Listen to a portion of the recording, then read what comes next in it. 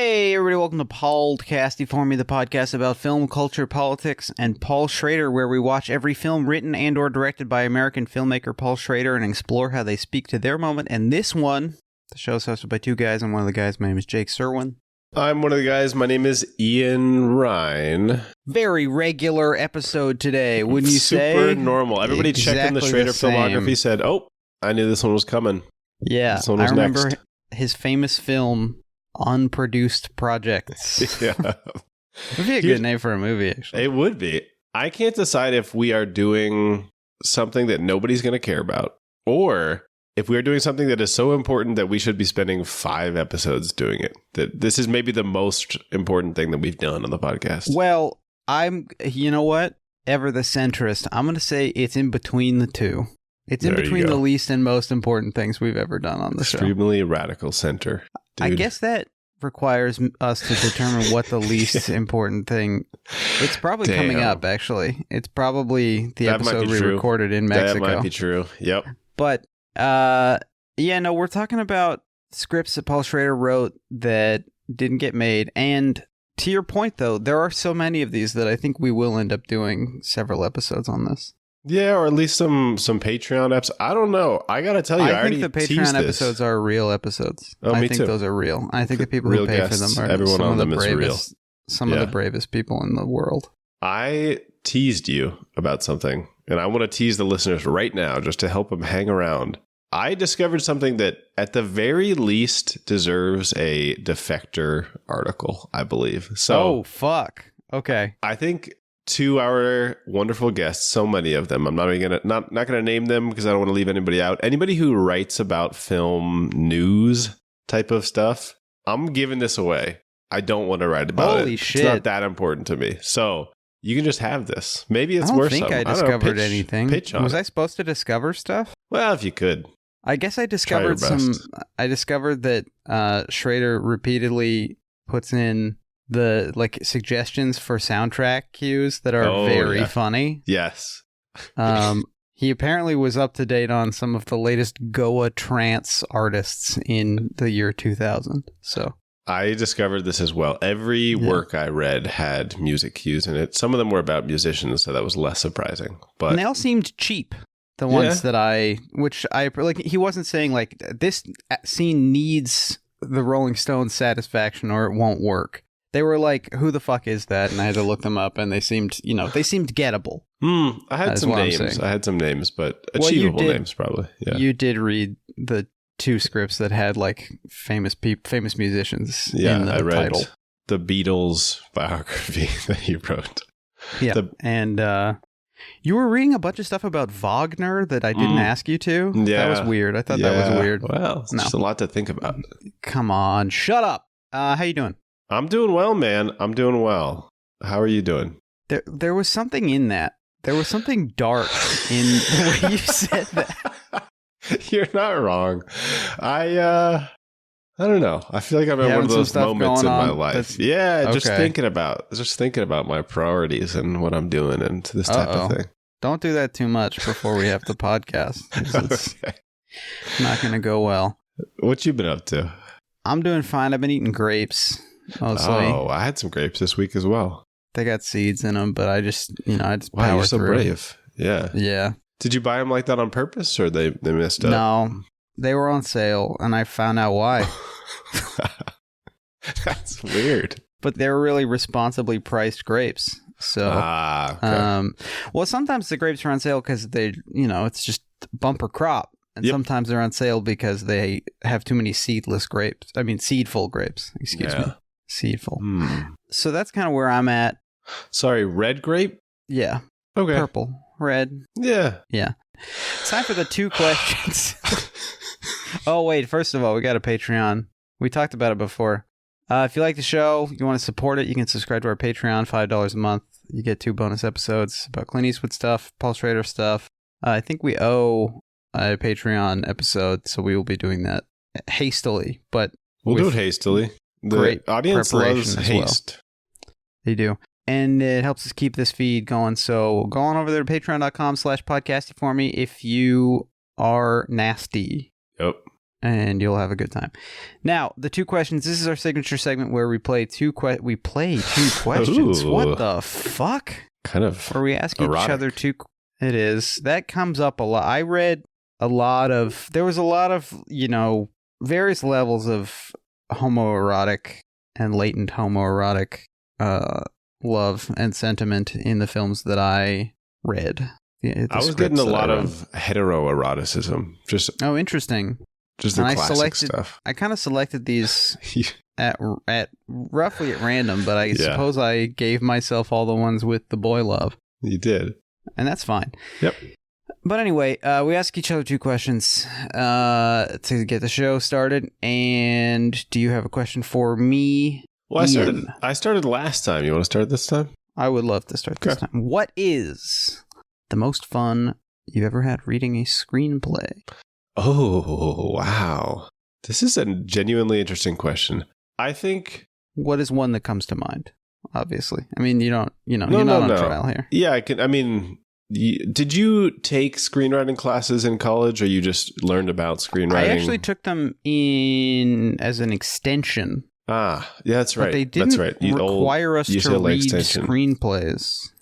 They showed us movies and showed us visual reading clips, selections. Selections. That's what I was thinking. I knew what you meant. I was just passages. Having fun. Yeah, but they did the same thing in my classes. But while I was in those classes, I read some Coen screenplays, and those are fun to read. That's very funny because that was going to be my answer. Wow. Barton Fink. Yeah, I think I've read Barton Fink. Yeah, good. I also read, less impressively, if I don't want to seem cool, I read the David S. Goyer screenplay for Batman Begins. That's absolutely correct that you did that. I didn't know it, but I did. You know what I mean? David S. Goyer went to the same high school as my dad, and that's why my dad's high school is featured in the film Jumper. Oh, wow. Does he jump there? What does he do? He goes to high school. He jumps from there, I think. Anyway, you were going to tell me about Batman Begins. Most fun. That was the most fun? I don't know if it was the most fun. I just read it in a single sitting, spontaneously, because it captivated me. Had already seen the film probably 2 times at least at that point. Is it more or less the version that ended up on screen? Yeah, I think there was 1% difference, probably maximum. But it was just like reading comic book, and sometimes fun to read. Crucially, reading comic book but minus picture of Batman. You're right. Reading comic book with 80% of the fun taken out. But yeah, that's my style, man. Yeah. All right. What about you? I read some of the squad. I was going to say Barton Fink, but I also I read some of the. Speaking of reading comic book script, I've read a few of Alan Moore's scripts for comic books, and he described Alan Moore, of course, the author of Watchmen and V for Vendetta, League of Extraordinary Gentlemen, which is good and not the movie. And he will write such a deeply descriptive panel. He'll tell you how to illustrate it. Wow. And so reading them is fascinating. And recommend that if you're interested. Those are cool. I think there's some special edition of Watchmen or something that includes some of his script. So Batman Begins. Okay. Cool. Your question, please, counselor. All right. Yeah. My question is, you used to play music. You used to play music in a band called Lizard. Was that the name of the? The band was never called Lizard. I wanted it to be called Lizard. It was called Lizard. It was called the Wingmen, which I did not care for. The Wingmen, yeah. But it also wasn't called. What's the cool name that your mom wouldn't let you have? The Dead Dogs. Yeah. The Dead Dogs. Yeah. So I don't know if I've asked you this directly on the podcast. When you and I lived together, you were a kind of a multi-instrumentalist. You had multiple instruments in the house that you would pick up and play. Like Dick Van Dyke. Yeah. Did you ever think... Did you ever think about becoming a musician professionally? No. I never felt that I was good enough at it to get paid. I mean, I had my fantasies, of course, but no, I never felt I was good enough at it, nor did I feel that I was good enough at working with a band to achieve some kind of professional success in a group, because I'm not the world's greatest collaborator. And so, as neither you're a wonderful collaborator. Thank you so much, but I disagree. But I'm neither virtuosic enough to be one guy or like, to be the guy who the band forms around, nor was I able to kind of play along. I see. Okay. So there's kind of practical consideration. Yeah, but I always thought it was fun, and I wanted to like be. I would still, I still think it'd be fun to be in a bar band or whatever. But yeah. I have not. I've not really kept up with my studies. Although it's interesting that you asked me this because just yesterday I went and got my guitar out of storage. Yesterday. Wow. So okay, this could be the beginning of something. Everybody look out. Yeah. The 2 questions theme is going to be coming up. Yeah, I'll be trying to remember some chord shapes. I mean, I remember the main ones. Big long string. That's right. That's right. Also, my friend Philip's dad, Cord. It was a muscular man. Cool. Shout out to Cord. Okay. Hope he's still hurling those kettlebells around. That sounds like it was violent. I hope he's still hitting the weights. Okay. Yeah. Mm-hmm. One of those really nice men who just has like really big arms. Yeah. Oh. I guess this is good. I guess this was in some of the screenplays you read as well, right? I think so. Yeah. You were something of a amateur screenwriter at some point. Yes? Yeah. I was. I know you tried to write a movie about jazz. Yeah, that's right. Me that was in one of our early episodes that I cut out because I was embarrassed by the thought of it. But now I don't care. So. Well, I mean, when you did that, you were like 19, right? I was, probably 20. Mm-hmm. And it was before Whiplash or La La Land. Yeah. So it's fine for you to have done that. Except it wasn't really about jazz. Well, we don't have to get into it. It was a noir film set against jazz. But yeah, it's a fun thing to do. And also, as we're going to explore together right now, it's a thing where at almost any point in a screenplay, you can imagine a very bad film being made out of the screenplay. Even the best screenplay in the world. That is, well, maybe not Barton Fink, but that is a good point. I mean, it's hard to say. With reading a number of these, I was struck with a couple of different feelings. Number one, is this going to be long enough to be a whole movie? Good question. When you read it, it goes faster than the movie would, and so you're like, "Yeah, this feels like 50 minutes, maybe." Yeah, it's true. A number of the ones that I read, right? And there's the old page a minute rule. I think the Hank Williams screenplay that I read was 77 pages long. So I think it must be. There was just like a sort of elegiac, slow film that he was imagining. A lot of the spaces being filled by action and camera work. Yeah, I mean, I read mine were all, around 90, I think, but like especially, one of the ones that I read was not a Paul Schrader script. I'll just tease that. It was the one that I read, the Bret Easton Ellis shark movie. Oh, right. And that movie feels like 27 minutes. You just read something unrelated to Paul Schrader. No, I read. I read the script for the Power Rangers reboot with Becky G. Cool. A lot of questions about that. Well, I guess we'll just get into it. Let's start there. We'll talk about them in the order that No, let's talk about them in a different order because I don't want to start with Bret Easton Ellis. All right. Should we go in alphabetical? That would be crazy. That would be silly. Let's go in chronological order of the when the scripts were written. I'm gonna immediately disagree with that only because I want to get to the big scoop.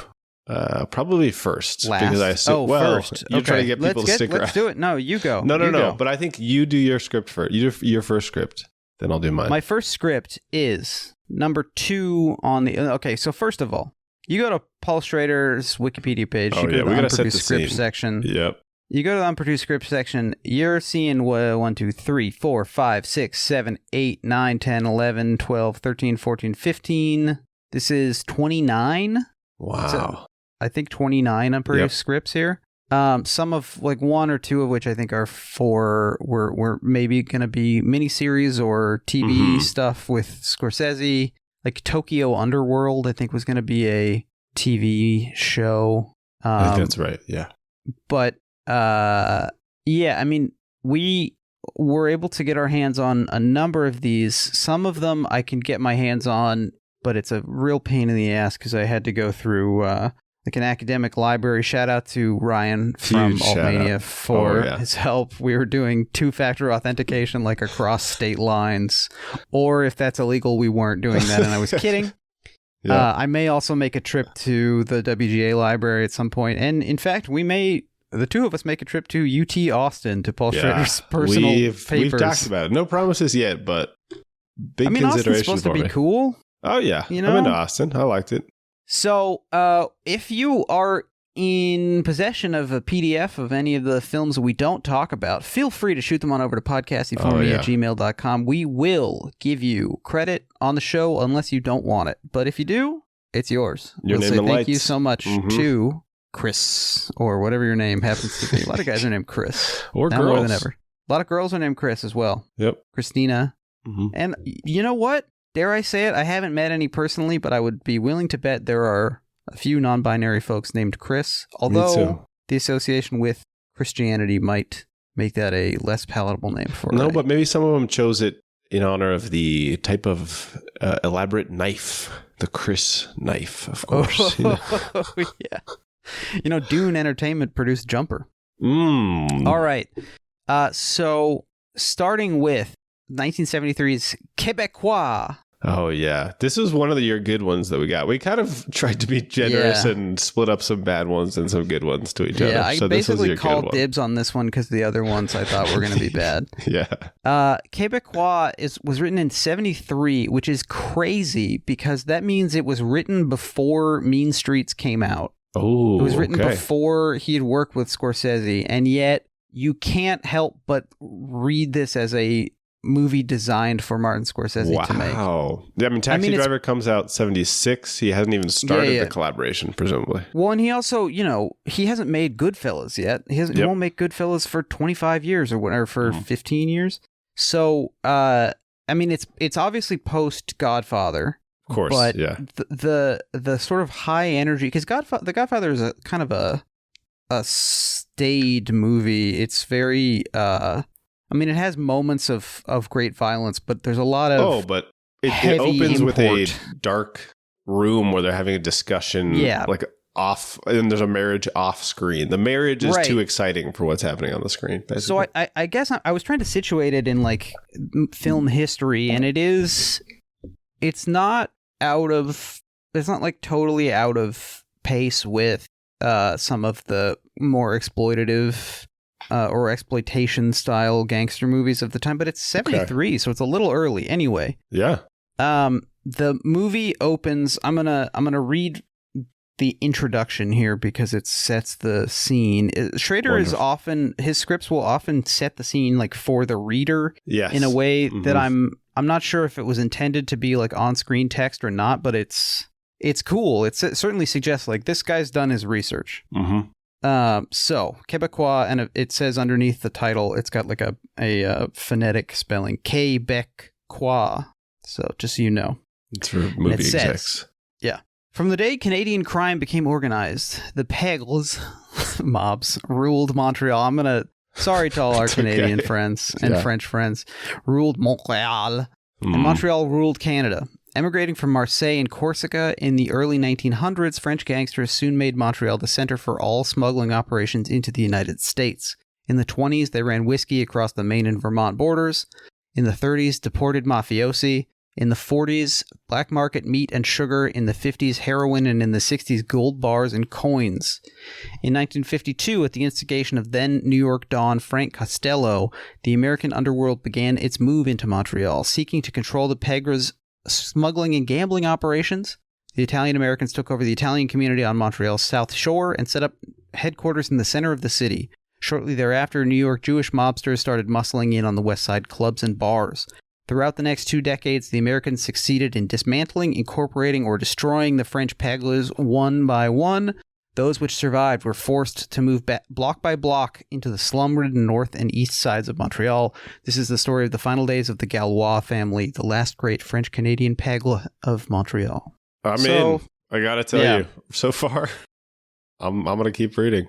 It's set in 1971, so it's up against the backdrop of the October Crisis, which Okay, was Of course. any Canadian or listener to Michael and us will know about the October Crisis, which was a situation where members of the FLQ, a Québécois separatist radical organization, they kidnapped 2 people, a British diplomat and a member of the Québécois parliament. That's right. I think that sounds right. And ended up murdering one of them. But because of this, Prime Minister Pierre Trudeau, yes, the father of Big the Daddy. current man, Yep. he, for the first time, activated, I don't know what the word is, the War Measures Act in peacetime. So he basically established martial law. Wow. Or it's a suspension of habeas corpus, basically. Right. So they just rounded up whoever. They put 700 people in prison, I think, without trial. They went for quite a while. El Salvador style, basically. Yeah. And the craziest thing is how popular this move was among most Canadians at the time. And so this film is kind of a last days of a dying crime family amidst political unrest type of film. So maybe a Godfather 2 type of a situation. Yeah. Well, closer to a Godfather 2 or I'm trying to think of another. The Irishman gets into this a little bit, but yeah. So it is energetic and postmodern in that kind of Scorsese way. He'll describe some kind of crash editing that should happen. There's a really great opening where a very old the Don of the patron of the Galois family goes to the liquor store to get some brandy or whatever, and after on his way out he is beaten up by 2 young guys, and then they pour gasoline on him and set him on fire. Whoa. And you think he's dead, and then the burning old man gets up and runs through Montreal and runs into a Galois aligned bar and yells "Assassin!" and then it's Québécois. So that's very exciting. Yeah. And so amidst the death of the Don, there is now a classic crime, mob movie question of who's going to succeed him. Right. And so you have 2 brothers, if you can believe it. Mm-hmm. You got kind of I was trying to envision who would play these people. I don't know if Scorsese directed this, obviously you would think Keitel and De Niro, but there are also Italians. So he can't pick those guys. But also, if we recall, Keitel, not Italian. Yep. De Niro, only a little bit Italian. Yeah. So I'm going to guess, and this is my fan casting. Okay. We just map the Mean Streets guys onto these guys. So we've got James. Can I take a guess? Do we have one maybe rash, arrogant, slightly more charismatic, loud type of a guy? Maybe contrasted with his calculating, sort of behind the scenes, cool, less beloved, but clearly more intelligent brother? President of the Academy of Motion Picture Arts and Sciences, Ian Ryan. No, so really what it is you have, it's basically that, but you have the cool, collected brother, James Renault, and the brash, won't listen to anybody, dumb, but James loves him, Jean-Louis. Mm-hmm. But James Renault is an adopted American, so he can't be a made guy. He's kind of like a Henry Hill. I see. Yep. But Baptiste Galois is the old man who got set on fire. So he's dying because he got beaten up and burned. This is Godfather 1. This part is, I mean, attacked in the street by 2 guys and barely survives. Very Godfather 1. So he wants Jim Renault, he wants the American brother, the cool collected one, to take over. Of course. But he respects the tradition so much that he refuses it. He suggests to Jean-Louis, but all the older guys are like, no, he's crazy. You can't do that. Mm-hmm. So they settle on a cousin, a middle of the road guy. I got you. But obviously going to get pushed around by all these guys. And then the main enemies are the Contrini family, who represent the Italian-American mob out of Buffalo. And so I'm imagining as Contrini, I can't remember the guy's name, I guess a Frank Vincent or something. I don't know if he's old enough at this time, but imagine Frank Vincent. Mm-hmm. And so you get Jean-Louis quickly gets thrown in prison, where he befriends an FLQ separatist named Sauvage. And while he's in prison, Alain, who's the cousin, the kind of pushover new patron, but like he's not really. He's a dope. He just starts to. He makes a very political, but less honorable decision to essentially make peace with the Italians and like go halvesies on smuggling. Okay, which is the kind of thing everybody else knows that that's ceding legitimacy to the Italians. Well, but the older guys are like, they see the writing on the wall and they're like, this is okay. It's not like our sun is setting, but if we do this, we can still make money and we will diminish and go into the West and remain Galadriel, but we won't be pushed out violently, and at least we'll have a couple good decades. We won't get killed, and we'll all probably end up rich enough to retire. Right. So there's a few attempts on Jean-Louis' life in prison, including by 3 men who are referred to as first, second, and third F slur.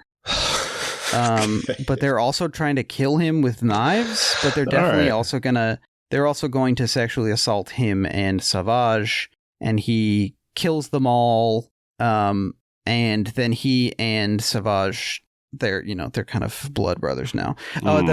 This sort of kicked off when during all of the Galois family, they're all sort of paying their respects to Baptiste, the old man, before he dies, except for Jean-Louis, who was out dressed up as an FLQ guy to kidnap the chief of police and get him to give up the location of like $1 million in dope that they took from the Italians. Like a bust. So, all right. Well, I just want to interrupt you. I assumed you were doing the same thing that I was doing, which is keeping an eye out for threads that would show up in produced Schrader screenplays. Was that a bit of dog eat dog and a guy saves another guy in prison and they kind of have a little bond that lasts? I mean, a little bit. This feels much more like, the Yakuza comes to mind, but this feels a lot more like a commercially minded script from Schrader. These guys are pretty dumb. Yeah. It seems to me like a fairly calculated Godfather in different setting. It sounds like it. I mean, it does genuinely have. This is still an untapped. I'm not familiar with Québécois cinema terribly, but I don't think this movie has been made. I don't think this area has been explored particularly. No, I don't think so either. And I'll admit he knows Jean Dujardin. He's in Wolf of Wall Street. True. He could call him up at any time. Yeah, you're right. And I do think that to reference some of my off-to-reference things here, in Justified, I do like the first season. I think it's the first season of Fargo, maybe the second season.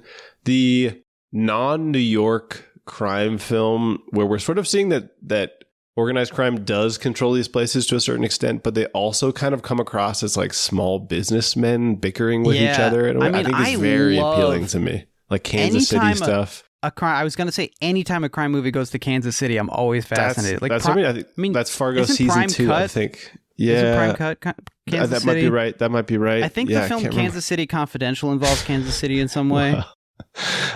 City Heat, of course. City Heat, yes. So, you have a few exciting. Basically, Renault is like, he's trying to be smart, and Jean-Louis is using ideas of like tradition and honor as an excuse to like beat people up and kill them. Yep. And so you end up with, he's going rogue, and his adopted brother is trying not to face up to the fact that he's going to have to kill this guy or it's going to destroy the family. You have some exciting chases and action sequences in various bits of relatively new architecture from Expo 67 that Schrader is aware of, including one that's like an underground mall, like a mall that sort of descends into the ground with an open air atrium that sounds cool. And then also there's like an island covered in leftover World's Fair pavilions that is the scene of cinematic backdrop. Some chase. Yeah, it's pretty good. There's some monologues by the FLQ guy. There's some monologues by various people about honor and about nowadays. Yeah. or whatever. I'm going to tip some of my screenplays and plays here and ask you a question. The FLQ guy, do you think that when does he address political stuff explicitly in his dialogue? Yeah, he does. Do you think that he is addressing it in the way that I believe you and I both think about political concerns, which are concerns that are sort of institutional and historical and unite millions of people in a way that maybe should make us consider how we model our society? Or do you think he's talking about them in a sort of like, all politics is just an expression of the personal, and really it's just about how it manifests in your life, or how your concerns about politics are always going to be manifestations of like your personal concerns, your neuroses? I think he is treated like most radicals, like 70s radicals in crime movies, which is to say the latter. And also he is painted as a kind of idealist, or a guy who's not totally living in reality. Like he will talk about 100,000 armed workers who are ready to rise up, and we all know that we're hearing some Patty Hearst type stuff, maybe. Yes, and you know, he is ultimately shown to be like just another. He's a criminal with who will go on a monologue. Yeah. But it is interesting the way that and I think this is true of the FLQ. I'm not terribly familiar outside of the documentary about the October Crisis that I watched because they covered it on Michael and Us. But it's good documentary. All right. But he will talk about like freeing the Québécois from the colonialism of the Americans and the Canadians, and there's just no mention of First Nations people at all. Which is speaking of Dune. Yeah. Because apparently, Denis Villeneuve saw in the Fremen the struggle of the Québécois. He's like said this, which is so fucking funny. That's really embarrassing for him to have said that. So that's humiliating. So, yeah, I mean, I think we get from Schrader an understanding of clearly like a familiarity with radical movements at the time. And it seems like, especially given what we know from his letters to his brother and from some of his statements, a kind of, I'm so cool and jaded, like I know about all these points, and I can tell that this isn't going to trigger violent revolution anytime soon, so I'm going to pretend that I Which is why I'm smartly not participating. Yeah. Yes. But it would be cool, and it's like, you know, you get, I think, sort of Fargo season 2 style or whatever. You get like gangsters drinking beer in like cool. hockey sweaters and stuff. And which it's is too cold like outside. It's way colder than New York. Everybody has to be like wearing snowshoes and stuff. That's great. Exactly. So I would love to see this movie. Me too. You know what? I've decided right now, this moment, we can give these all bye or bye-bye. How about that? This is definitely bye. This is a bye for me as well. An easy bye. I mean, and specifically B-U-Y. We're going to have to distinguish because some of the other I want scripts. that to be clear, of course. That's why I picked these two distinct phrases. Great. Well, I had a few questions that I figure we can launch at each other here. So in addition to seeing any threads to other produced... This is the question launch. This is 3, 2, 1, question launch. Now there's this really loud dubstep that makes everybody sick to their stomachs. Yeah. All right. So I wanted to know, I don't want to ask the boring question of like, did you see any Schrader themes? Because I already sort of... Didn't you just ask that? No, I asked if there was any threads of like, I meant like literally things that show up like dialogue. I mean, I have some straight up dialogue that's going to be in one of these works and show up in another produced screenplay, or like characters that are very similar. I don't think I saw any of that. Again, it's an interesting, I mean, you can also see kind of the Pesci, De Niro, the brothers from Raging Bull come into this. I can imagine that, or emerge out of this, or Pesci and De Niro. It's funny, they kind of switch dynamics in Goodfellas, where now Pesci's the one who flies off the handle and De Niro is the relatively cool one. But you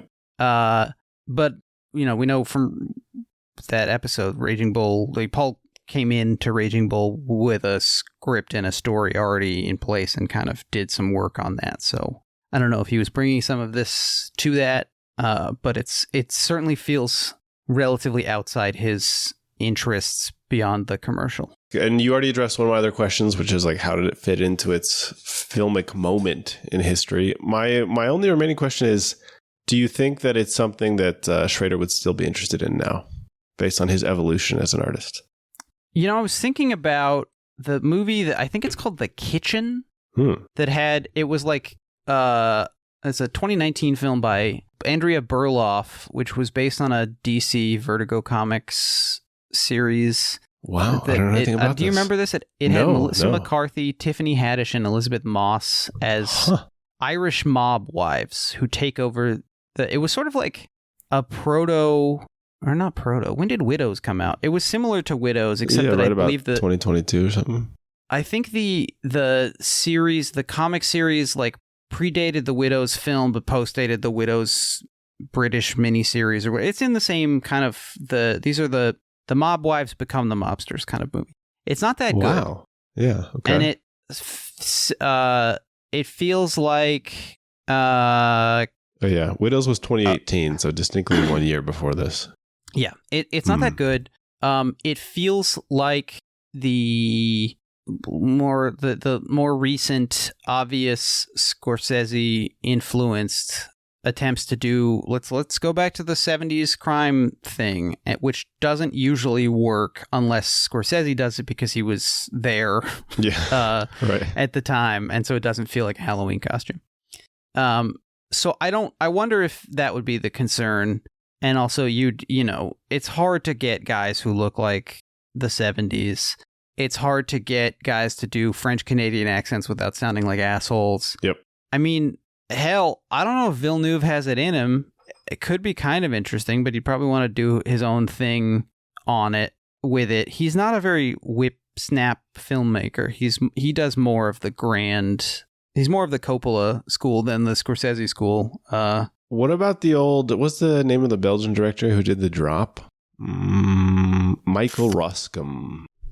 I don't know. Did he do Bullhead? He did. Yeah, exactly. Yeah, that's why I don't know. like this. Yeah, I don't know about nothing about that. There's Denis Coté, who's another French Canadian guy, but I think mostly does like documentaries about bodybuilders or something. Oh. I don't know. I mean, it would be cool, but also we don't have a shortage of gangster stuff. No, so, it's true. It's true. But I'm intrigued by this, I gotta say. Yeah, and also I was thinking about The Kitchen because obviously it has Tiffany Haddish in it from The Card Counter and Elizabeth Moss, who has apparently been... a project was created for her by Schrader. A project created for her to maybe direct and star in because it has too much female masturbation for Paul Schrader to want to direct it. That's real. He said that. That is real. Yeah, that's real. So, yeah, I don't know. It's got rapper actor Common and Bill Camp. Rapper actor Bill Camp. And rapper-actor Margot Martindale. So some of our finest guys. Yeah. And Broadway Shrek, Brian Darcy James. Oh, wow. Heavy cast. Heavy hitters. Yeah. So what's the next film? All right. The film I want to start with is the film called Investigation. Now, how much do you know about this film? Well, this is a remake of Investigation of a Citizen, what is Investigation of a Citizen Above Suspicion? No. I've seen that film. We've talked about that film. You observed in an unforgettable fashion that it has some of the great boings of cinema. Yeah. Got a lot of boinging noises. It does. So let me get this clear right up top. That film rocks. I like that movie a lot. Yeah. It's goofy and strange. And I didn't realize I watched this in my... the thing I won't shut up about, this Italian cinema class I took in college. But I didn't know that it won the Academy Award for Best Foreign Language Film and was nominated for Best Original Screenplay. Like, this was shockingly popular to me. The film does not come across as something that would be a hit in the United States, I will say. Okay. It's a classic, like a polizioteschi movie. These like Italian 1970s films that are about police and kind of recognizing... You and I have talked about the years of lead on this podcast before. This like violent period in Italy where there was both right-wing and left-wing violence happening. Plus, there was a bunch of mafia-related killings. So, in general, it seems like Italian people were unsettled It's one of those movies from the 70s where you're like, I can tell that this was extraordinarily trenchant satire of what I have no idea. So like it's like watching that. What's the that Spanish short film about the guy who gets trapped in the phone booth? That's like really good, but it does feel like the 30 Rock. I always think of the 30 Rock joke where they show the sketch from the old like laugh-in stand-in that Carrie Fisher wrote on, and it's like a mailbox with a face on it that tips over. Right. And Carrie Fisher says, "Don't you get it? The mailbox is Haldeman." It's like, yeah, that's what these films feel like to me sometimes, even as they're like very beautifully made and shot. And I appreciate them on their.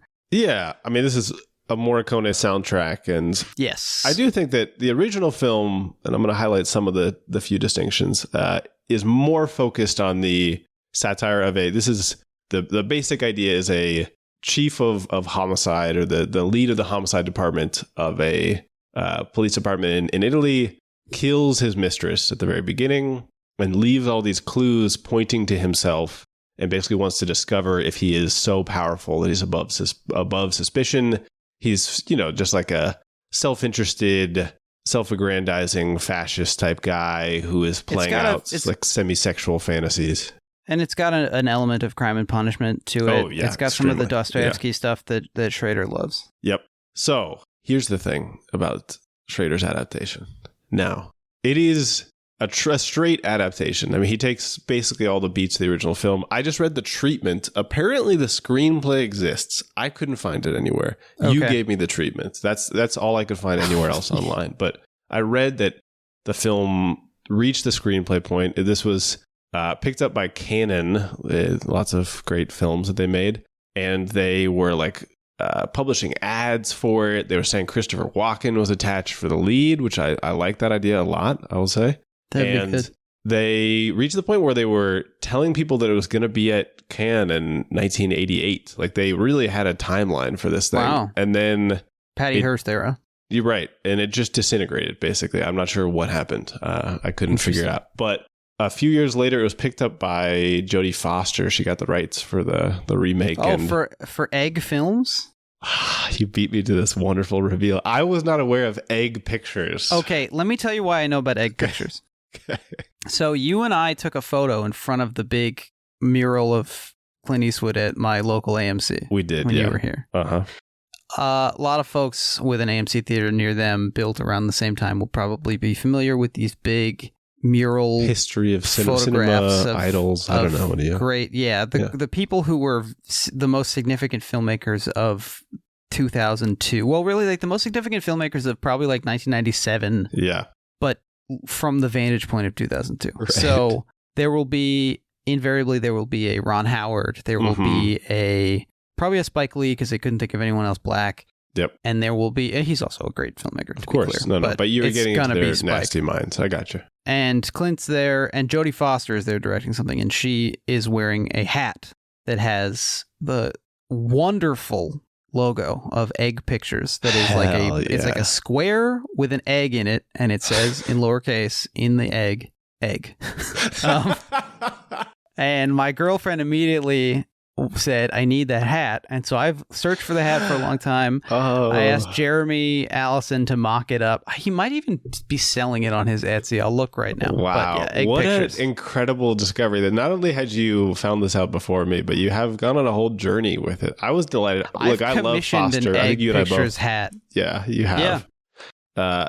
I don't know where she got this from. She's a fan of, I don't know if I'm even supposed to use this word, like trans people who haven't figured out that they're trans yet, I believe, refer to themselves as eggs retrospectively. Oh, is that true? Mm-hmm. Okay. That makes sense as a kind of, it's sort of a nascent, a hatching into a new person. That's lovely. Shout out to all the... I think that's where she got it from. But shout out to everybody on a gender journey who's listening to this. Oh, yeah. And perhaps that's everyone listening to this. I was going to say. But also, not to diminish the experiences of people. On the gender spectrum, further toward the middle of everybody who's listening to this, who's good, is happy with you. We love you. Yeah. All right. So she was going to get Sidney Lumet to direct it, but it also disintegrated. Can't say what happened. All right. So this film, I will read a little bit of what Schrader said about this, but the lead's name is Jude Matzo, and they often call him Judy. in the film. All right. And at the beginning of the film, Schrader says, it's something, it's like a name with a lot of weight. Jude the Obscure. Hey, Jude, etc. Now, I'm going to give you a little description of this character. I want you to tell me if you spot somebody, a real life person. All right. So Jude Matzo, U.S. Attorney for the Southern District of New York. He was formerly the Assistant AG, the Assistant Attorney General of the United States. Becomes famous for prosecuting the mafia in New York in a bunch of brave cases, and is looking at a career that will maybe take him to become mayor, maybe take him to become president someday in this screenplay from the 1980s. All right. This is Judy Giuliani. This is our friend Rudy Giuliani. This entire screenplay is written about Rudy Giuliani as the lead of investigation. Is insane. And so, but from the perspective of this guy is a sociopath who kills his mistress and at the wants time to, maybe more people were clued into. But guess what? Here's where it really gets crazy. In the course of this, so in the original film, this is our old friend John Maria Volante. All right, we love this guy. Yeah. He from several Clint Eastwood films. Exactly, from the Dollars trilogy.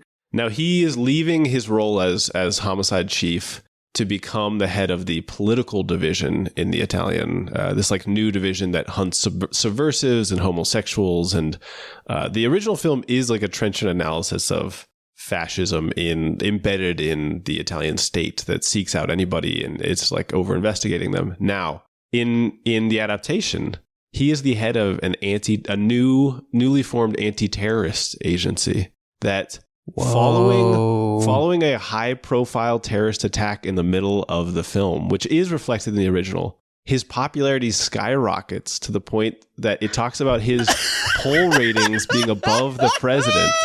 Now, the film basically only falls short of calling him America's mayor. That is insane. What is the nature of the terrorist attack? It's a car bombing in like Brooklyn or something. But still, that's crazy. I couldn't believe this. I couldn't believe what I was reading. There's all this stuff about like Arab Americans in the United States. I was like losing my mind reading this treatment. That is insane. I mean, both it's crazy to... Every time you find someone sort of predicting 9/11 in one way or another, it's like, holy shit. Right. But then it also just speaks to the incredible legibility like or like predictability of something like this happening to people who were paying any sort of attention. And like a specific guy that it really did happen to, not just a theoretical character. I mean, I know look, we talked about Rudy Giuliani because he kind of comes up in City Hall, but that's like a recreation of actual historical events. Less exciting to me. This was stunning. I was so excited to read this. All right. That's really cool. Now, a couple changes that are worth highlighting. You should just go watch the original film. I'm not going to give the whole summary, but it really is like doing all the same. In the original film, it keeps cutting to scenes of the lead with his mistress doing these sort of like weird sex games where she calls him and is taunting him about not knowing who she is. And then he finds out who she is. And they like take photographs of her recreating homicides that he investigated, all the same stuff. I remember very sumptuous sort of Giallo-esque production design. Yeah, I can see why Schrader's attracted to this. Craziest apartments. Yes, that's exactly Schrader, right. All these who at this time loves apartments.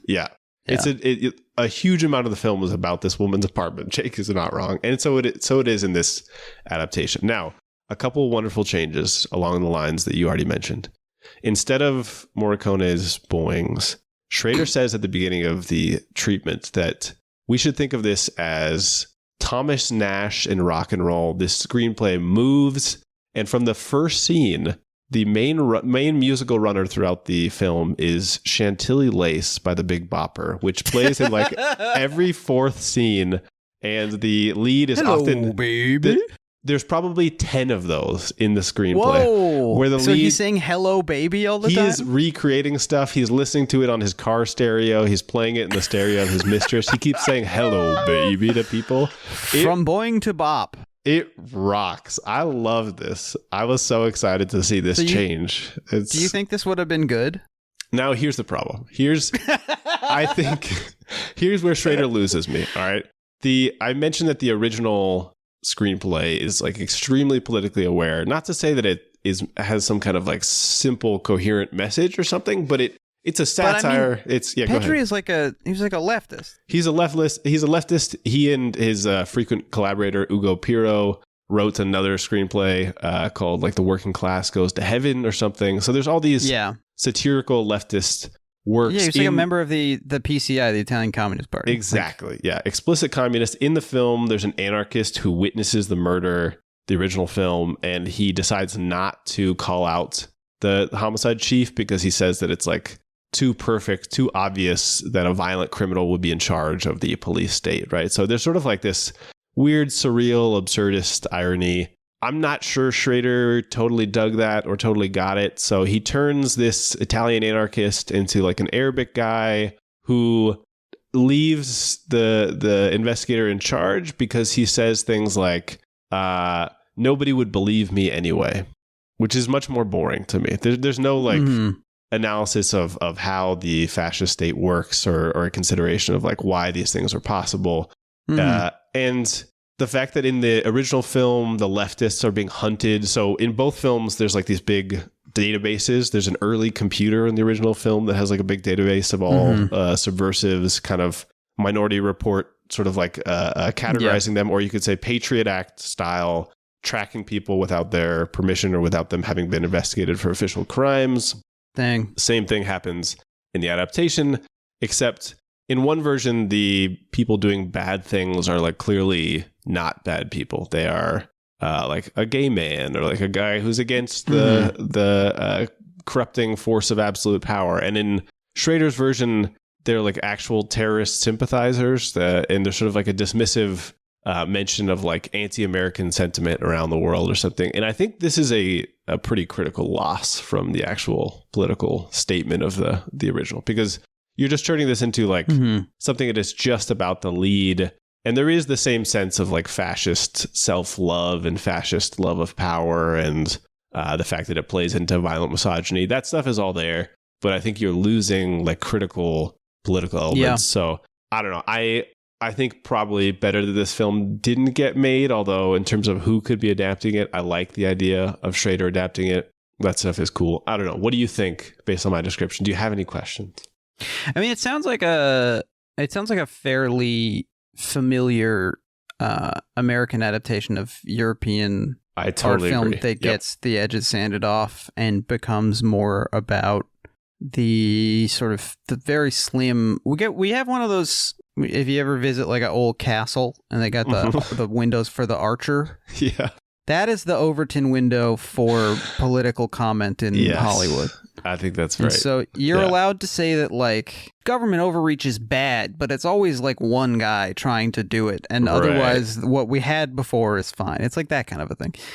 Yep. My question is, do you think, are there traces of this? Do you see traces of this in the walk-in character in The Comfort of Strangers? Obviously that's from a novel and it's apparently a pretty close adaptation, and also not by Schrader. But of course I thought about this. The fact that it is Walken in an Italian role of a guy who is a fascist sympathizer and maybe is sort of like weirdly mocking and also ridiculous at the same time. Like he's too big, but he also makes fun of other people. I mean, Schrader takes some of the best lines from the original screenplay where he calls the cops to confess his own, or to tell them that a murder has been committed. And the police like get the address wrong. And he's like, you imbeciles. Like, this is the address I'm trying to tell you. And he also gets the sort of like nastiness of the guy as an investigator is at the crime scene and leaves and tells a journalist there like, well, we didn't find any underwear in the apartment. And he says like, oh, it was a sex crime. And he says, no, she just didn't wear any. And he's sort of like this nasty, like cops enjoying the wrong parts of this and working with reporters who are too slavish to their narratives and all these things. So I for sure saw some Walken, definitely, in there. Does it feel like he successfully mapped it to American police fascism, or does it sort of import some odd incongruities from the Italian setting of the original? Well, there's too much plot focus on a guy's tie and a thread from his tie, which feels like an Italian thing that you could track a specific fabric from a guy's tie, because that's something that they're into over there. I'm not sure that police are wearing these like designer ties with. He was wearing purple fabrics on the feast day of Francisco de Padua. Exactly. Yes. Yeah. Yeah, and the sex angle, obviously something that Schrader would be fascinated by. Of course, our police officers are also... by a number of different sex angles. He's trying to think up new ones right now. He is. And our cops are frequently sex criminals or domestic abusers of one kind or another, as we know this. Google police, 42%, I think. But there's something about the sort of elaborate fetishistic ritual of it that seems so European to me. And I mean, this is also, you find this in European novels and stuff, but the idea of them like acting out the scenes and him telling her how to pose and that she's like, looks like a prostitute and that she has to do all these things, that feels very European to me. I don't know. Yeah, it does. But I think it would be totally believable coming from Chris Walken. Yep. And this reminds me, I would like to watch King of New York very soon. Oh, yes. Rewatch. Yes. Yeah, King of New York is great. Sounds wacky. Yeah. All right, so that's my film. That's my scoop. Go talk about Schrader knowing about 9/11 and specifically how it would affect Rudy Giuliani's career post 9/11. Crazy. And he's, as far as I can tell, never talked about this in an interview. Nobody's ever asked him about this. Just straight up. I think I can think of two guys who are perfectly poised to ask him about it. I think so crazy. Too. Yeah. And last thing is, I do want to be a little bit kind, since we're talking about these screenplays. You and I addressed this off pod, but Schrader is sharing these for public consumption. This is like a draft. I think that he wrote this. He saw the film and wrote this treatment in a week. There's a bunch of spelling mistakes. He says like scrapping the pavement and bow or getting somewhere and stuff. So I have shitty drafts too. It's okay. You got shitty drawers as well. Yeah. There's some spelling errors in many of mine, the scripts that I read as well. And I forgot to mention, apropos of very little, but probably comes up in King of New York. In Québécois, Jean-Louis, the loose cannon brother, very frequently refers to white people that he doesn't like with the N-word, which I don't know if that is that's pretty opaque to me. Québécois thing. Yeah. And to the point where sometimes I have to go back and figure out if the character had been described as black. Yeah, yep. No, he was just saying it about like the Italians, but also like other French Canadian guys. Very weird. Interesting. Okay. Anyway, I would like to tell you now about The Doors of Perception. I'm really excited for this one. This is a script that Schrader wrote in 2000 that he said at one point basically that they couldn't, they tried to get European funding for it because it's a film about psychedelics. Yep. And it just kind of never showed up. This film, I was very excited reading it and didn't tell you about how when I got to the end, I retrospectively rescind my excitement because the ending is so stupid. Oh, no. We open on an ayahuasca ceremony in the Peruvian jungle in the 60s. There's two guys, Ethan and Vince, are doing ayahuasca together, and we see the trip. The script is full of these trip sequences. This is the part I was excited to hear about. Yeah, Schrader describes these in a very interesting way. Let me read from his description here. He shoots at slingshot speed across the jungle canopy, trailing stars and clouds to his right and left, then rapidly approaching from the horizon. A giant iridescent speckled serpent zooms into view, its jaws open. Inside we fly, whirling through the serpent like passengers on an animistic roller coaster, until twisting and turning the light grows bright and bursts into a kaleidoscope of color. Subtitle: Mexico City, 2001. Interior, rave club, night. So like... I love this. And... yeah, no, this is exciting to me. I was immediately thinking of like The Beach, which is a flawed movie that I am quite fond of. Yep. And Go.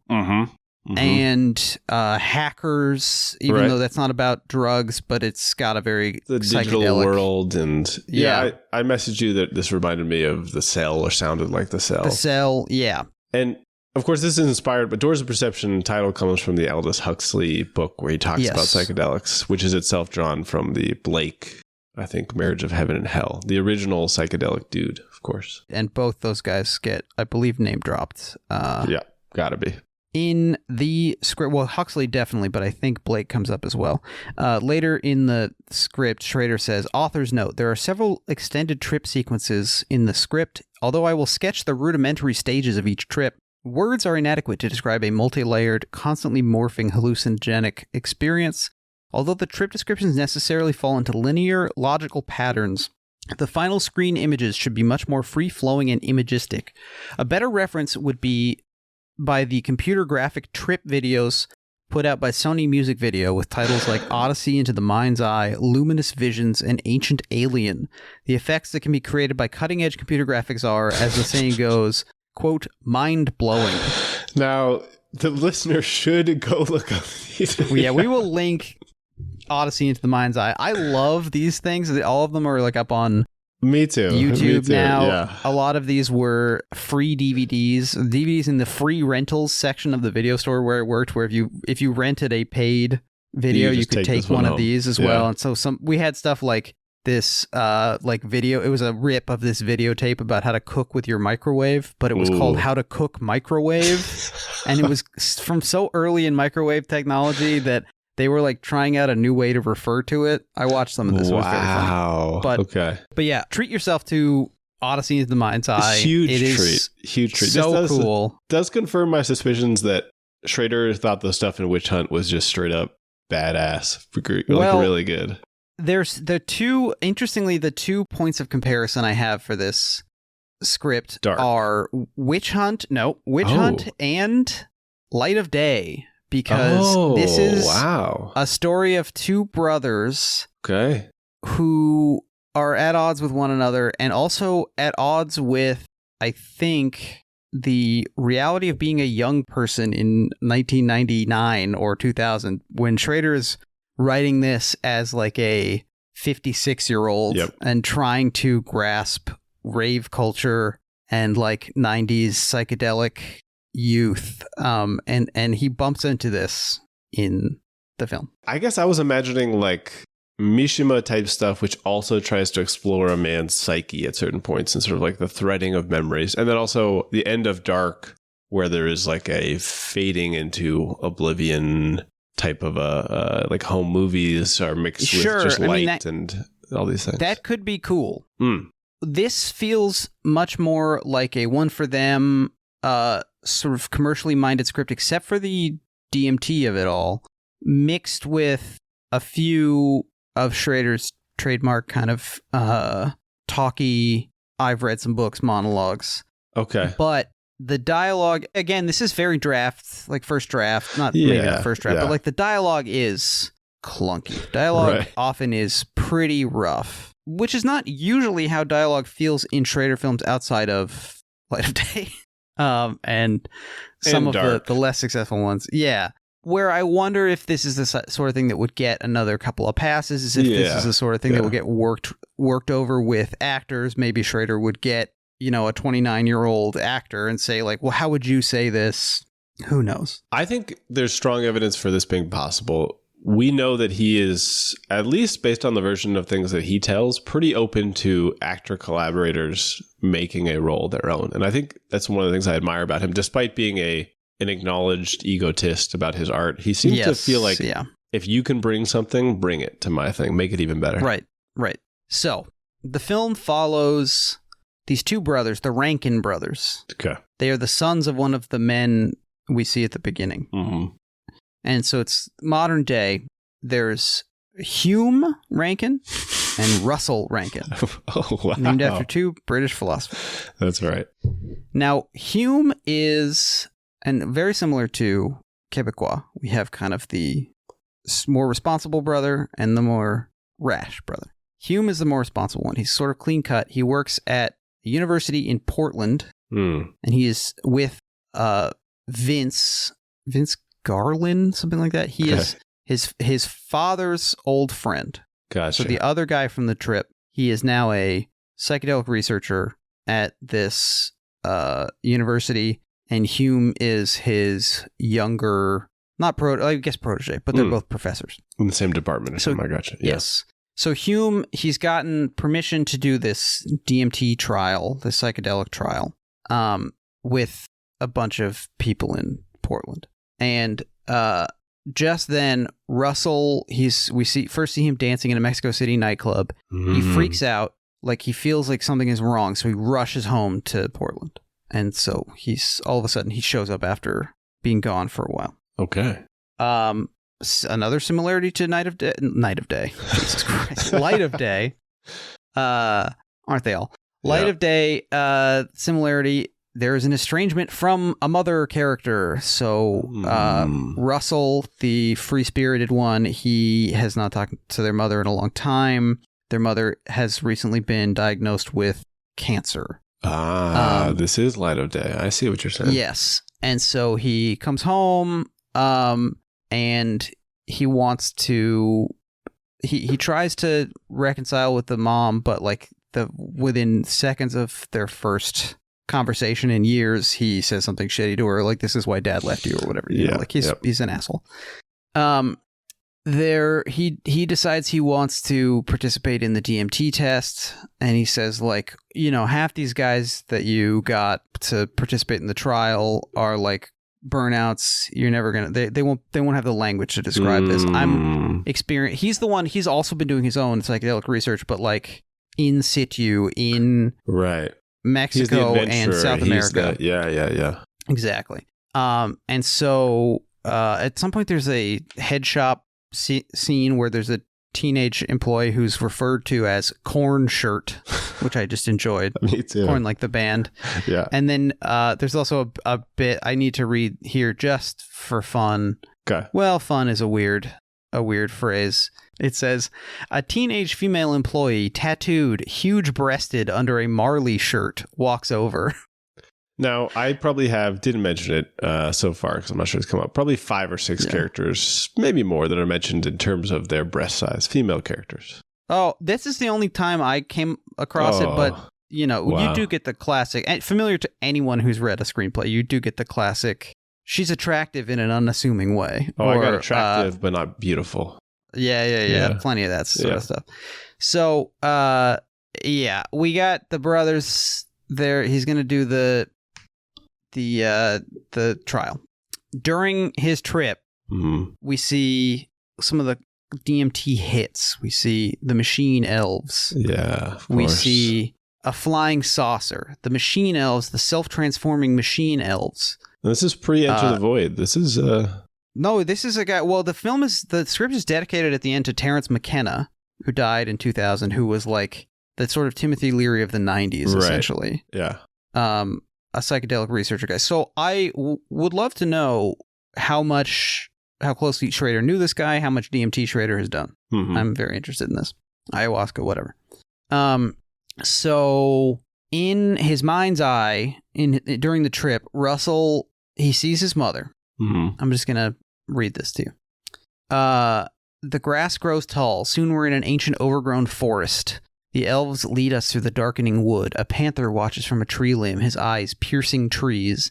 The music darkens, an ominous mood wells from the earth's core. But the elves still seem happy, and we follow, moving quicker now. Out of the forest, on the valley floor, sits the saucer, the source of the eerie glow. The silver skin pulsates like a living being. This is where the elves have been leading us, but now, suddenly they're gone. The door to the saucer opens, a blue warmth radiates from within. A human silhouette appears in the doorway. We draw nearer. It's his mom. Inside the saucer, he hears Alex Trebek on Jeopardy coming through one of the rooms, and the Jeopardy question will repeat several times. The Taj Mahal, Solomon's Palace, and Billy Joel's Beach House all have this in common. And it turns out that they were built for love. So this is the level of corn that we're doing. Speaking of corn shirt, there's a little bit of flatliners in here, sounds like. There's a lot of flatliners. So anyway, in the vision, in the trip, he sees his mother murdered and freaks out. And they're like, we got to go home. We got to go to Mom's house right now. They get there. She has been murdered. Oh, man. And so they're at the funeral. Their dad comes back home from he's been living in Britain. He's like hollowed out. And he basically says, like, psychedelics ruined my life. Don't let them ruin yours. Because we learn he was a psychedelic researcher who, like Leary, like a lot of these guys, got raked over the coals, got his reputation ruined, and Vince feels guilty for letting it happen, which is why he's sort of taken Hume under his wing. I see. So you get a little bit of the sort of history of psychedelic research in the film. The police, you get scenes where the police say things like, so tell me more about these self-transforming machine elves. And they have no leads. And so Russell decides the only way they can learn more about the murderer is to take more DMT. Yeah, this is the cell and flatliner stuff as well, right? Exactly, so we got to go back in. Even it doesn't matter how dangerous it is. Yeah. Meanwhile, Russ gets a job at Hamburger King. Okay. That's kind of funny. Yeah. There's a scene where Vince, the mentor, says, thinking back, everything about your father was odd. There are two paradigms for work in this field. There are Huxleyites who believe psychotropic drugs are for the prepared few. There are those like Tim Leary who are popularizers who want everyone to turn on. I'm a Huxleyite. Ethan was a Learyist, and he got terribly burned for it. Leary didn't mind when they turned him into a clown. In fact, he got off on it, but not Ethan. He couldn't stand the ridicule, the rejection, the cheapening of his ideas. He turned his back on the whole thing. I don't know what your mother told you, but I think this was underneath the problems Ethan and Evangeline were having. Evangeline is the mom. Right.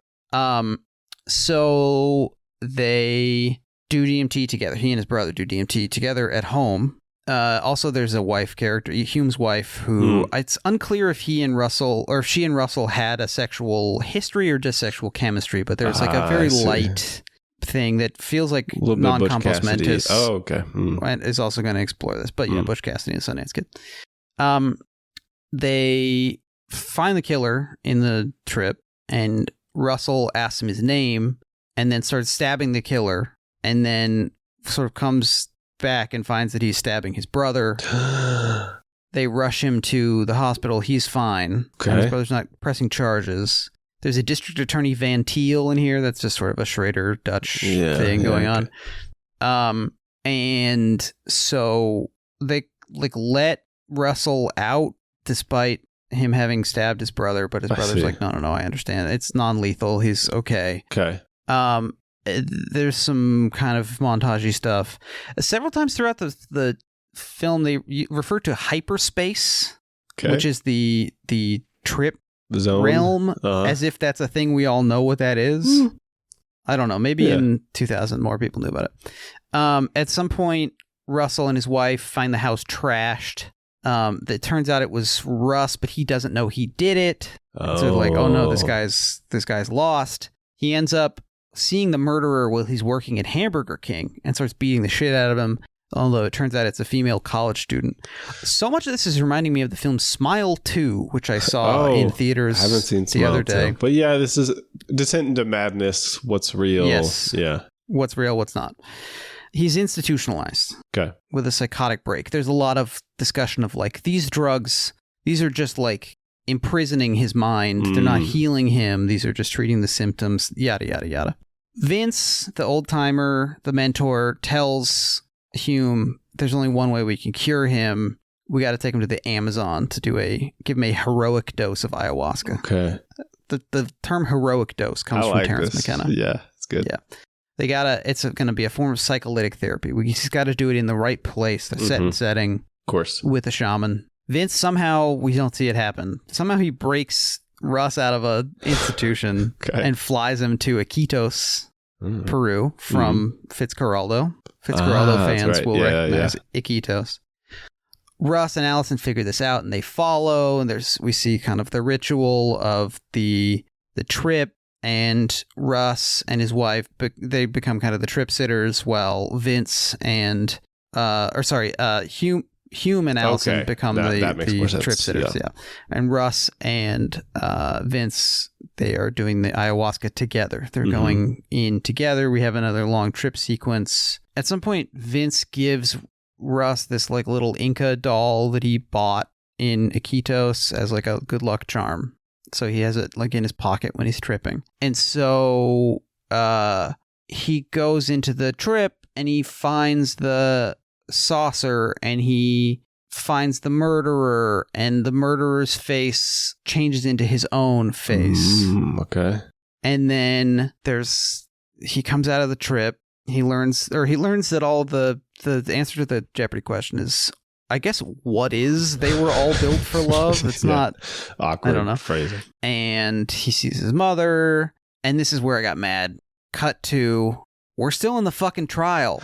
The whole thing was the DMT trip from the trial. I see. That's so stupid. The mom is fine, and actually the cancer got better because he like realized he was bad to his mother and killed her feelings. So he corrects his behavior. I see. But he has the little Inca doll in his pocket. All right. So a little bit of Inception stuff. Yeah. And then at the end, his mom says, let's enjoy what we have while we have it. Reality is so fragile. In memory of Terrence McKenna. I mean, I gotta tell you, man, this is like I would watch this. Straight junk in a good way.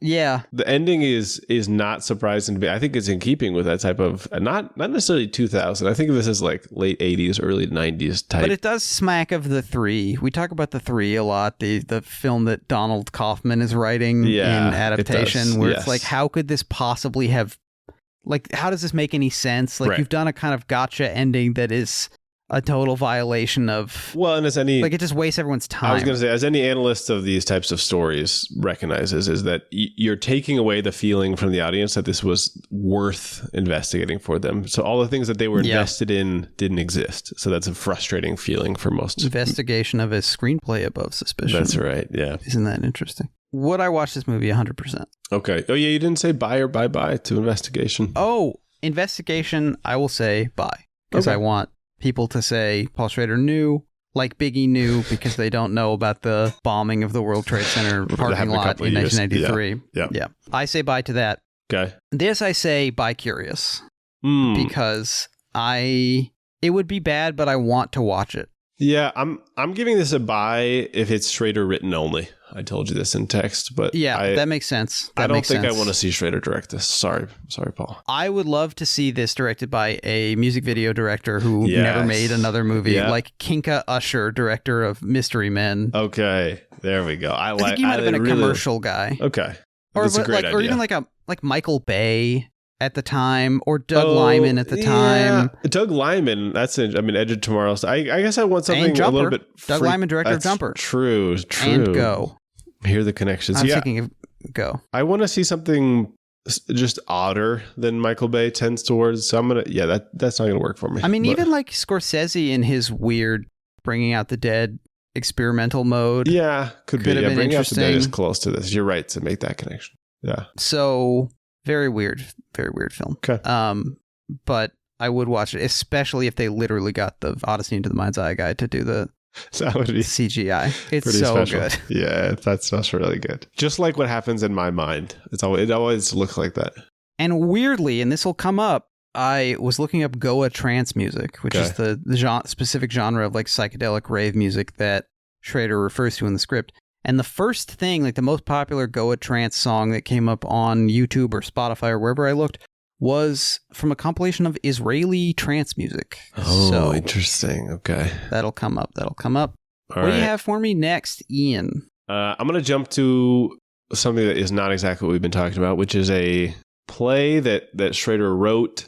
I couldn't figure out if anybody had ever put this play on, in part because the name of the play is Berlinale, which is the Berlin Film Festival name. And if you search Berlinale play Paul Schrader, any combination of these types of words, right, you will never find what I am looking for. It's like if he wrote a movie called Screenplay. Exactly. You simply would not be able to find.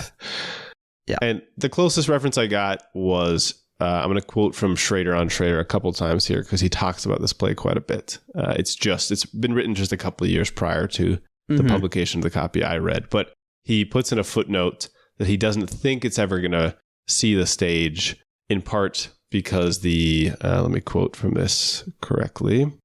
He says that the play's underlining metaphor is the Berlin Wall, and history has turned the page on that by 1990. So he says, unlikely that anybody's going to care about that. Guess what? The underlining metaphor is really bad in the play. So that is...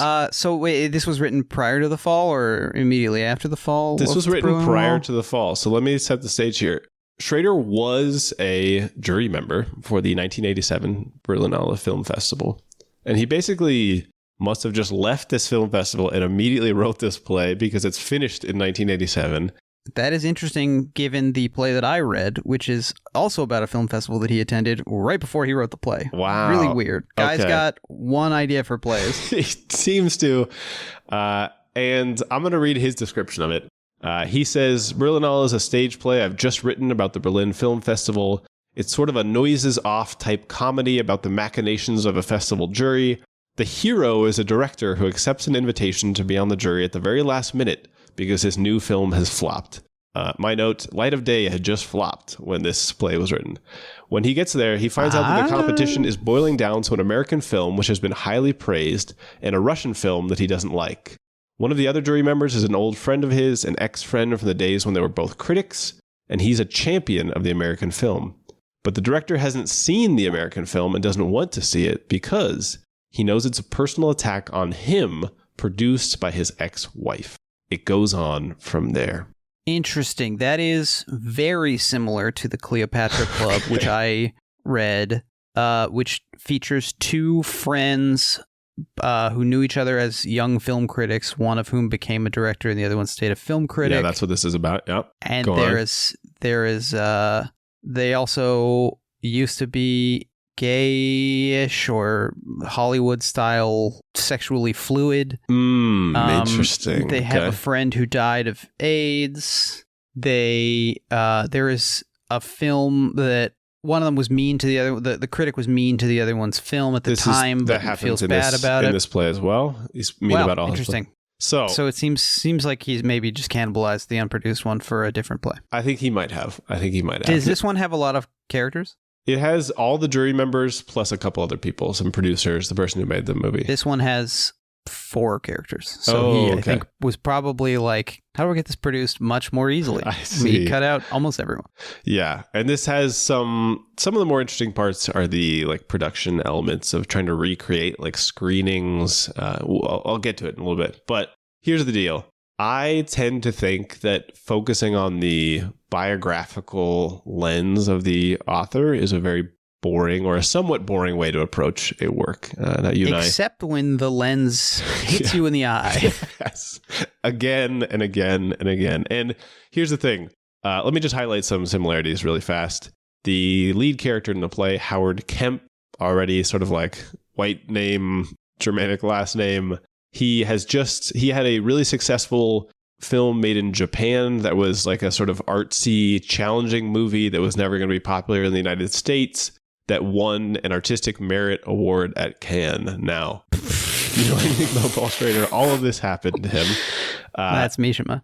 A bunch of the characters in the play are named after other people on the actual jury, although they seem to be kind of like remixed or combined together, all these things. I mentioned that they're sort of the antagonistic part of the festival jury is focused on celebrating this Russian film. Now, in real life, there was a Russian film that ended up winning the Golden Bear, and this was a Soviet film that had been suppressed for about 7 years, and then was allowed an actual release in its original state. And what's the film? The film is called The Theme. It is a 1979 Soviet comedy about a playwright who is like exploring why he does art and also sort of making references to sort of like a conformist society or what the point of it is for him, and discussion also of Jewish immigration a little bit from the Soviet Union to Israel or the United States. I haven't seen the film. I gather that Schrader thought it was very boring based on this play. It doesn't sound quite as good as Doors of Perception. No, it doesn't. It doesn't. So Schrader writes this, and further confirmation that he is Howard Kemp is there's a bunch of speeches in the play where he confronts Majorov, this Soviet director who's championing. He's the jury member who's kind of championing this Soviet film and talking about how this is the time of glasnost, and this is the time where basically the Soviets have a chance to open up their world, and if they don't support this film, that it's going to humiliate Gorbachev and all these people, and that they will lose face, and it's going to basically like cost the Soviet Union more than just a question of like artistic integrity or something. The stakes are much higher than just So like it's like- which movie is the best. It's like film festival jury real politic or something. Exactly. Like you can't just think about whether a movie is good. Right. It has to. It's in its context. That's which I think exactly right. Schrader sometimes bristles against. Oh, and this is he's bristling against it, my man. He He's thinks this guy, bristling here? he's the antagonist of the film Majoroff, basically. And Schrader has a couple, or I should say, Kemp, has a couple big monologues about what he sees as the state of film. And I was trying to stop myself from saying like, okay, this is Kemp. This is a comedy. He's kind of making fun of this guy. I'll get into some other autobiographical stuff that he seems to be mocking.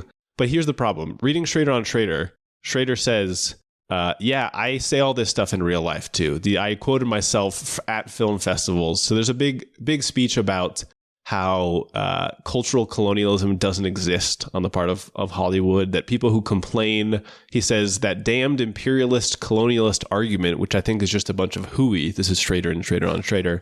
My response to that is that it's a gross misreading of the role America plays in world cinema. There really isn't an American national cinema. American cinema from the get-go was always an international cinema founded by Russian and German Jews to create goy entertainment for the world.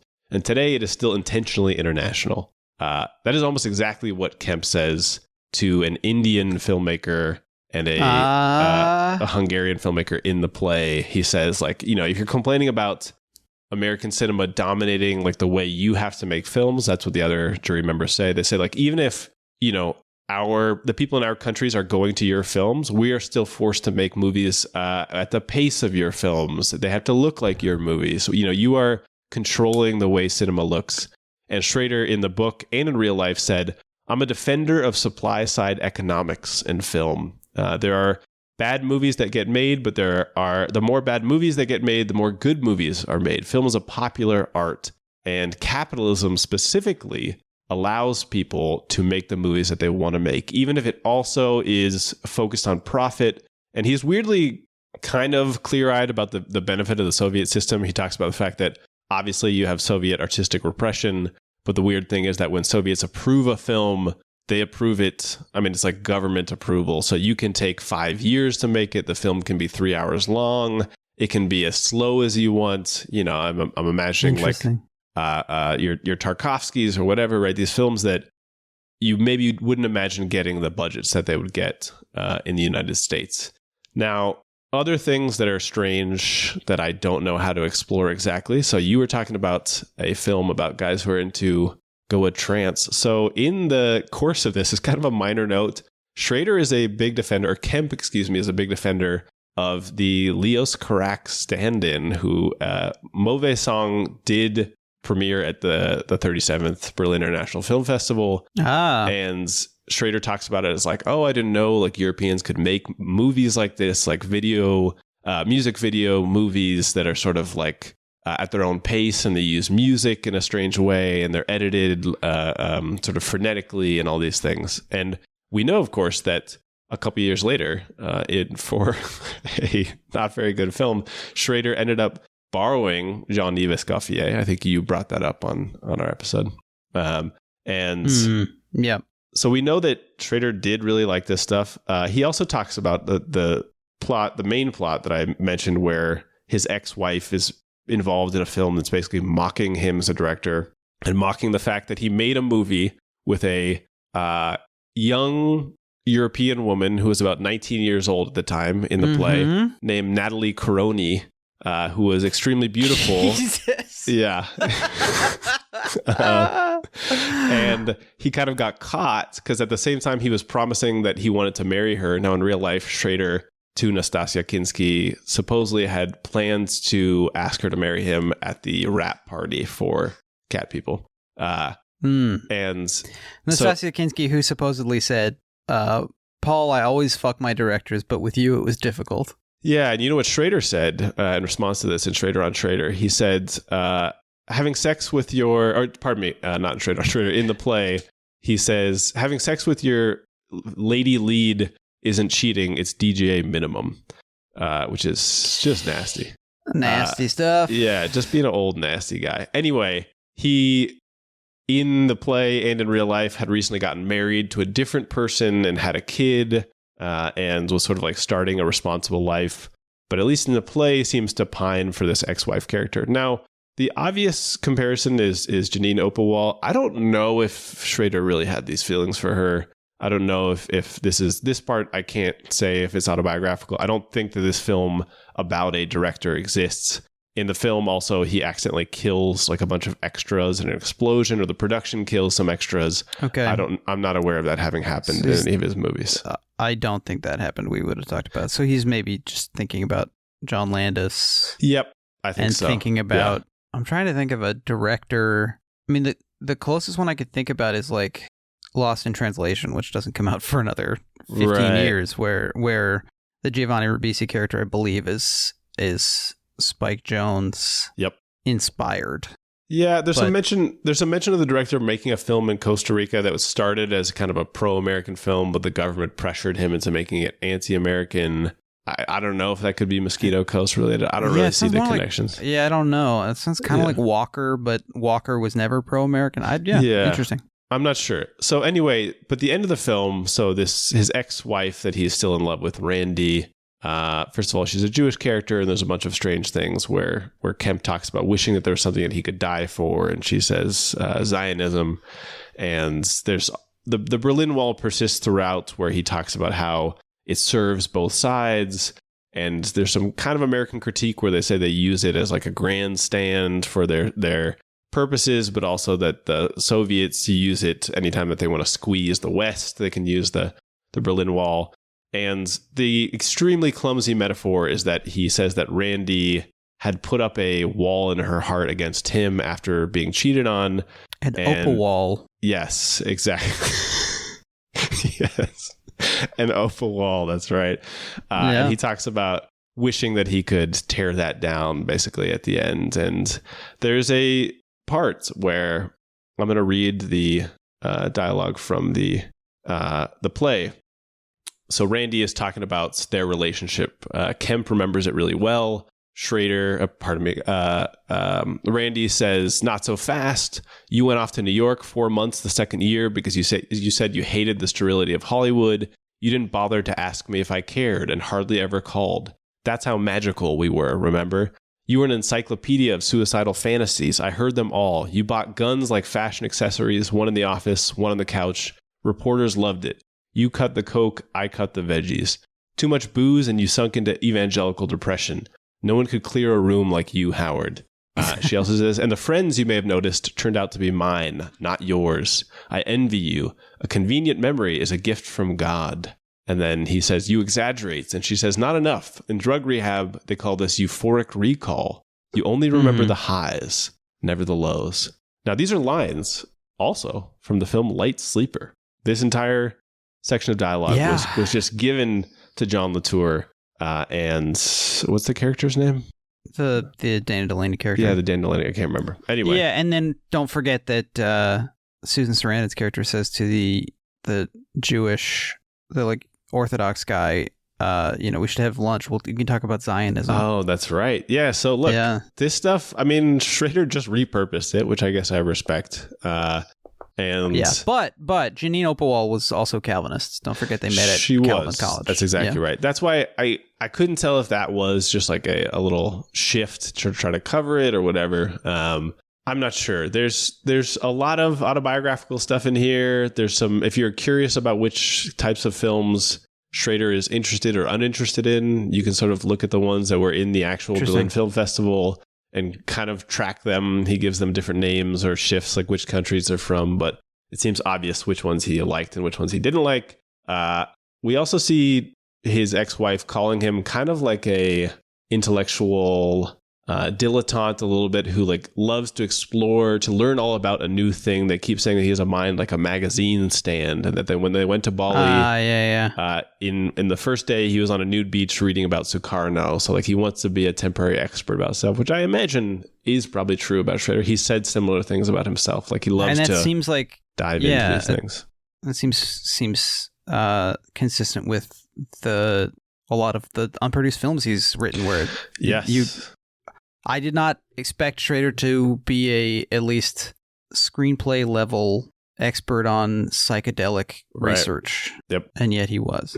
Yeah. Interesting. I mean, And there's also like a bit of, Schrader keeps saying things like, I really need a hit. A hit washes away your sins like holy water. And he says that like the pulp of now is the art of the future. So interesting. Yeah. I think these seem to be, I would make the assumption, genuine feelings of Schrader about film, about being an artist, about the film world. So I believe it. Oh, I failed to mention sort of a connection to Schrader's larger project. He does one of the monologues in Doors of Perception. Someone says basically like, I think if you trace religion back to its roots, you find a bunch of guys sitting around a campfire chewing leaves. So I think he's able to see the quest for spiritual truth in the psychedelic research guys, which that's certainly there, and maybe not recognizing this like absolute sanctity of old religions or something. That's cool. Yeah. So the play sounds bad. The play sounds annoying. I had a pretty bad time reading it. Sorry, Schrader. The funny stuff is not that funny, except he uses a bunch of Soviet jokes which weren't his. Those made me laugh, but you can just look up Soviet jokes. So. You mean like Soviet street jokes or like jokes from the Soviet Union? Yeah, like two Soviet guys walking into a bar kind of stuff? Yep. Soviet guys waiting in line for bread. He's waiting there all day long. He starts complaining, saying, I can't believe this. I was an advocate for socialism. I fought for this. How is it possible? This is so humiliating. And a sort of official looking guy in a trench coat steps out of the shadows and taps his belt where his gun would be and say, hey, you should be careful. In the old days, what would have happened to you? And so the guy shuts up and gets back in line, goes home to his wife, and he's really upset. And his wife says, what's wrong? They're out of bread again. And he says, worse, they're out of bullets. So kind of, like a such small portion style. That's funny. But he didn't make that joke. That's an extant Soviet joke. So the stuff is stupid. There's a big runner of As Time Goes By keeps playing, and he says, I hate that song. That happens in fucking the Cleopatra Club. Okay, so I'm not going to talk about it too much because it did get produced, so it's outside the purview. But Schrader wrote a play called The Cleopatra Club in 2004, which seems to be a merging of this director at a film festival idea with a kind of throwback to Casablanca and other Americans abroad or Europeans abroad, like the romance of the Maghreb kind of thing, which we also see that in Comfort of Strangers as well. Yep. And combined with like the Hotel film, which is I see. A favorite of the 40s, 30s and 40s. Yep. So you have two characters who are, as I mentioned, they're old friends from, they seem both to be Schrader. They're old friends from their critic days. One of them was fired for writing something that was politically incorrect for the left-leaning magazine he was writing for, which happened to Schrader with the LA Free Press. Yep. And the other is a director who it literally says like, the critic says, I want to congratulate you on this honor. It's well-deserved and overdue. Your career has been unique, exemplary, uneven, but exemplary. The greatest under-acknowledged American filmmaker. You are a beacon to film students and young filmmakers. I'm sure you've heard this. And the director says, I get letters, yes.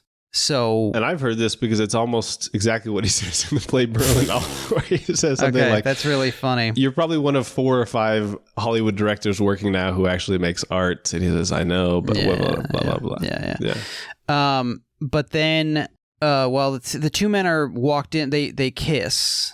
Now, this is new. This I like. And they talk about having had dalliances with, having explored, kind of a fluid sexuality before. I sent you. How did you put it for me in your own words? I sent you this clipping. Okay.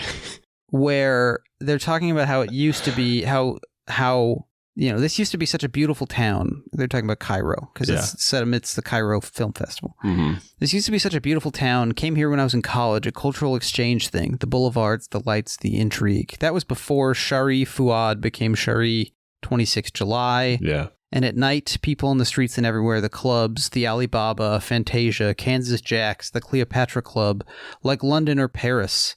Unique sort of machismo here then, probably still is. You get sexual release inside your buddy, you're not gay, God forbid. But he does it to you, your honor is gone forever. Yeah. So there is a pining for empire, basically. There's a pining for... This was a real, like, Gide and William S. Burroughs and all these people really did go to, like, Morocco and these places and sort of explore their sexuality in kind of dominant ways. I mean, it's based on some real stuff, but... Sure. But there's also added in this mild cognitive impairment that seems to anticipate Dying of the Light and Dark, okay. where one of the characters is starting to lose his memory just a little bit. Now that's new also. Interesting. That is new. The play is not that good. Yeah.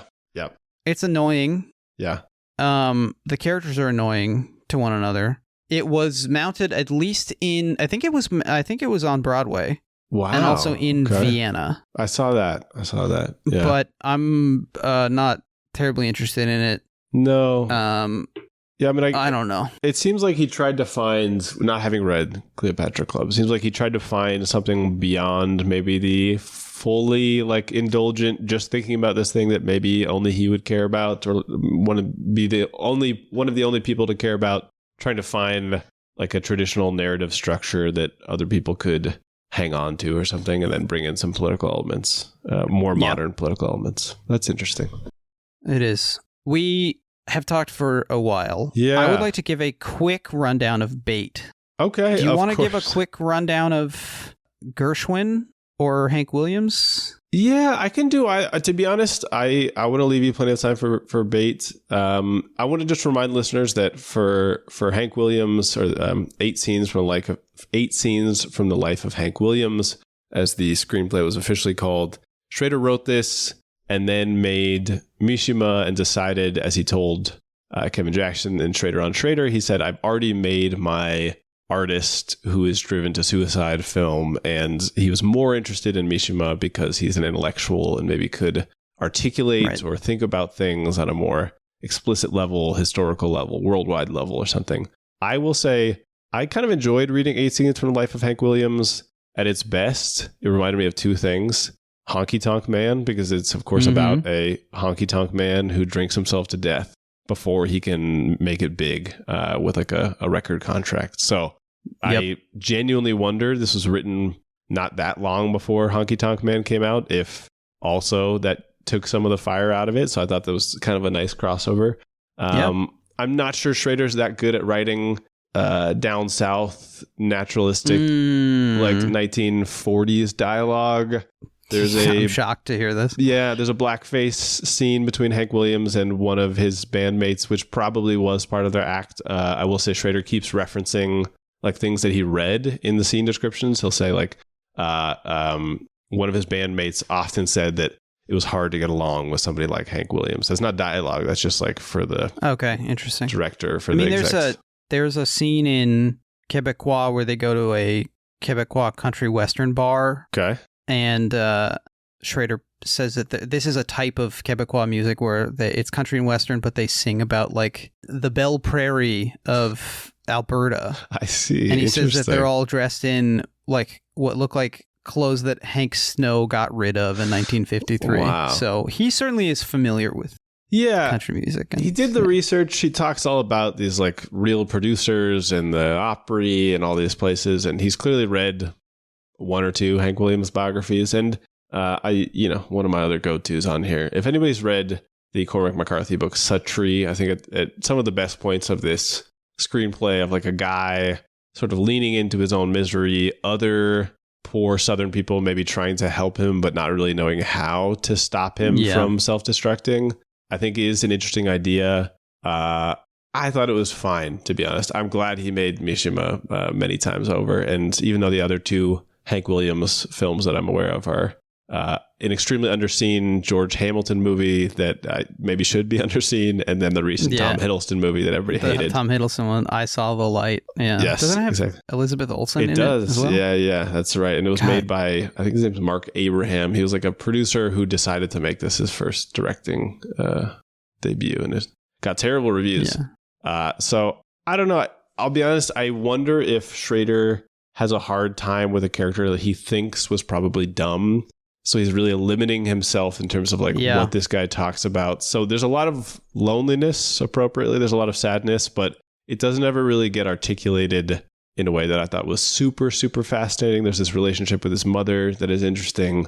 But I'm not sure Schrader finds enough of himself in these characters to really be able to like explore them the same way he explores somebody like Gershwin, where I think there's way less passion in that script, but Schrader clearly thinks that the Gershwins were bright operators who found a lot of success, and we don't have to get into that screenplay, but in Gershwin, it's like clever dialogue, fast dialogue, Tin Pan Alley type stuff, and it clearly feels like Schrader feels like there's something in that moment that is unique, but also representative of America and of bringing in all these disparate cultural elements, and to find a guy who succeeded, even though that's normally not the type of stuff he's attracted to. I feel like he sort of just has like an inherent lack of condescension to these characters, which I'm not sure was the case for the Hank Williams screenplay. So I don't know. I would say good in different ways. For Gershwin, I think he ended up saying he had this elaborate structure where there's going to be these little scenes from moments in Gershwin's life in black and white, and then color performances of one of Gershwin's songs by artists from like across music history in different styles. And he said the whole thing would have cost like $25 million. And after Pennies from Heaven, there was no way it was going to get produced, even by Scorsese and De Niro, who were the ones who commissioned him to write this. So remind me when Gershwin was written? 85. In 85, exactly. Which sort of surprised some of these me ideas after he said that he didn't want to write a script like this anymore. But he made a commission is a commission. With some of the color ideas. Exactly. Interesting. Yeah. This is fun. We should do more of these. I'm enjoying this. Okay. I want you to tell us about Bait, but then I would like to talk about like why this stuff matters. I think it does. Yeah. So Bait does not matter. This is a script by Bret Easton Ellis. It was described as a shark thriller that Schrader was trying to get made, and when that fell apart, they pivoted to the canyons. Yeah. Now you told me a couple things about Please. I want to tell you, first of all, this script is 90 pages. You get to about page 50 and you do not see a shark. Yeah. So, yep. It also, I would like to apologize to you and to the listener and to everyone over there in the great country of Japan. I referred to this script as approaching yaoi. It is much more bara. Because yaoi is boys love. Yep. Anime for a female audience, and this is much more of boys love and actually more boys violence made for a male audience. Gay, well, at least an audience of one. Yep. That being Bret Easton Ellis. This is very distinctly, I mean, like the Canyons, and I suppose like most of his work, because he is often depicting like well-to-do sociopathic Angelino types. This is very post-OC. This feels very post-OC to the point that like the lead character, I could not help but imagine Adam Brody's Seth Cohen. Yeah. But it takes place in Florida. This is the story of, it's a guy named Cole, who is like a nerd, but obviously he's also like pretty cut or whatever, you know. He hides it, but he's distinctly an incel. I think before that term came around, but he is, we meet him when he is hooked up with this girl named Rain, and he like told everybody that they were dating, and she's like, no, we just hooked up and it was a mistake. I'm sorry that I did that to you, but like, this is not happening. I'm dating somebody else. Like, please stop calling me. So he's obsessed with this girl. He also stalks her on Facebook. Facebook is fairly prominent in the early parts of the screenplay. Again, this was not written by Paul Schrader. This is written by Bret Easton Ellis, but I think like they probably worked it out together. So having been rejected by this Rain girl, he's like walking on the beach, and he works on a boat, like a charter boat that takes people to go see sharks. Mm-hmm. And the boat is always parked. It's like a shitty little boat, and it's parked next to a big fancy boat that also takes people to see sharks. Okay. The haves and the have-nots. Yes. So he is walking on the beach, and he sees a big beach party, and he meets a girl named Haley, who she is beautiful, but she's also smart and sensitive, and she like is among the fancy pants people, but she is not like them. She wants to go to med school, despite having a rockin' bikini bod. Now, can I observe something about Bret Easton Ellis? Because people will say, well, you know, I already brought this up on the Canyons, but people will say, well, how can you think that he's stupid and doesn't understand how ridiculous these people are? He's making fun of them. But here's the problem.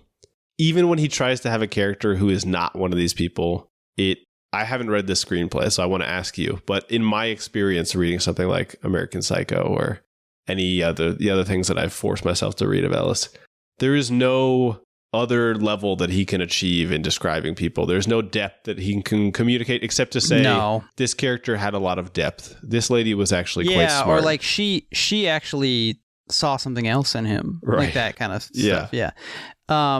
It's interesting because I was thinking of another shark movie, The Shallows, which features another med student bikini babe. So she's going to go to med school. She's partying on spring break, but she's going to, or maybe it's the summer, but she's going to go back to school on the West Coast, and you're not going to believe what school it ends up being.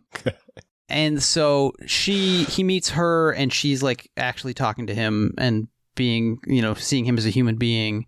And then her boyfriend, Ryan, who's a big lug, he is very drunk and is like super jealous. And there's an extraordinarily violent scene where he and his friend Cade. This is the script has a Cole and a Cade. Yeah. He and his friend Cade beat the fuck out of Cole, and at one point it culminates with Cade holding Cole's mouth open while Ryan pisses in it, and Cade is described as laughing as the urine splashes his hands. Yeah, and there's a lot of Ryan shaking out his member and stuff, and I don't know. Yeah. Jake sent this to me. Just insane. It's nasty. Yeah. I mean, we have like 3 sex scenes before we see a shark. Yeah. So the Canyons is not a huge change from this, except that it doesn't have sharks. Yeah. So anyway, after this, Cole, I think, overhears that they're going to go out on a boat, and it's the boat that's parked next to his boat. So he calls the boat guy, and he says, I'll give you twice what you would make if you call in sick today and recommend me as first mate or whatever. So that guy does. He gets hired as the replacement. They go out on that boat, the Odyssey of the Mind's Eye. It's Ryan's dad's boat. So Ryan is the big lug, and Haley, who is his girlfriend, who is the bikini babe med student. And then there's Cade, who's Ryan's dumb bruiser friend, hot guy friend, and Cade's dumb hot girlfriend Trisha. Okay. Who's stupid, and like there's some conflict between her and Haley because they are girls who pretend to be friends, but they both hate each other or whatever. And then there's a third girl named Chloe, who is kind of she's like a gossip. She's always talking to her boyfriend on the phone who's not there. And she is basically like third girl who's probably also hot, but like third hottest. It's that kind of thing. Yeah. And she's scared to go in the water, that kind of stuff. So they go out on the boat because it's the end of the summer. And there's the captain of the boat is like a stoner who I was imagining like John Hawkes or something. He's like just a stoned guy. Steve Zahn. And sure, Steve Zahn would be great. Ryan and Kate don't even remember beating up this guy because they were so drunk. But then on the boat, Cole is sort of half hiding from them as he like makes sandwiches and mojitos or whatever. But also they're not recognizing him for a while. Eventually they do. They're like, holy shit, it's the guy. And they make him, Ryan tears his shirt off to show how bruised he is. And he's like, this is fucked up. You got to take him back. Take him back to the dock. Take him back. And the captain is like, what's going on here? And Cole convinces him that it was a coincidence. He didn't know these guys were going to be on the boat. So we're not fully sure what Cole's deal is at this point. And then they all kind of calm down, and like Ryan apologizes. Whatever. And then there's a raft. They all get in the raft, and the raft has like a plastic bubble that you can use to look into the water. Yep. Is this going to come up? Who can say? While they're in the raft, Cole takes out a box cutter, cuts the captain across the face, slits his throat, and spills all his blood out into the water. Whoa. So full psychopath turn. Yeah. This attracts sharks. The sharks are described as 4-foot-long black sharks, like bullhead sharks, Right. which is... Look, I know you're trying to distinguish your film. This is one of the least scary sharks that there is.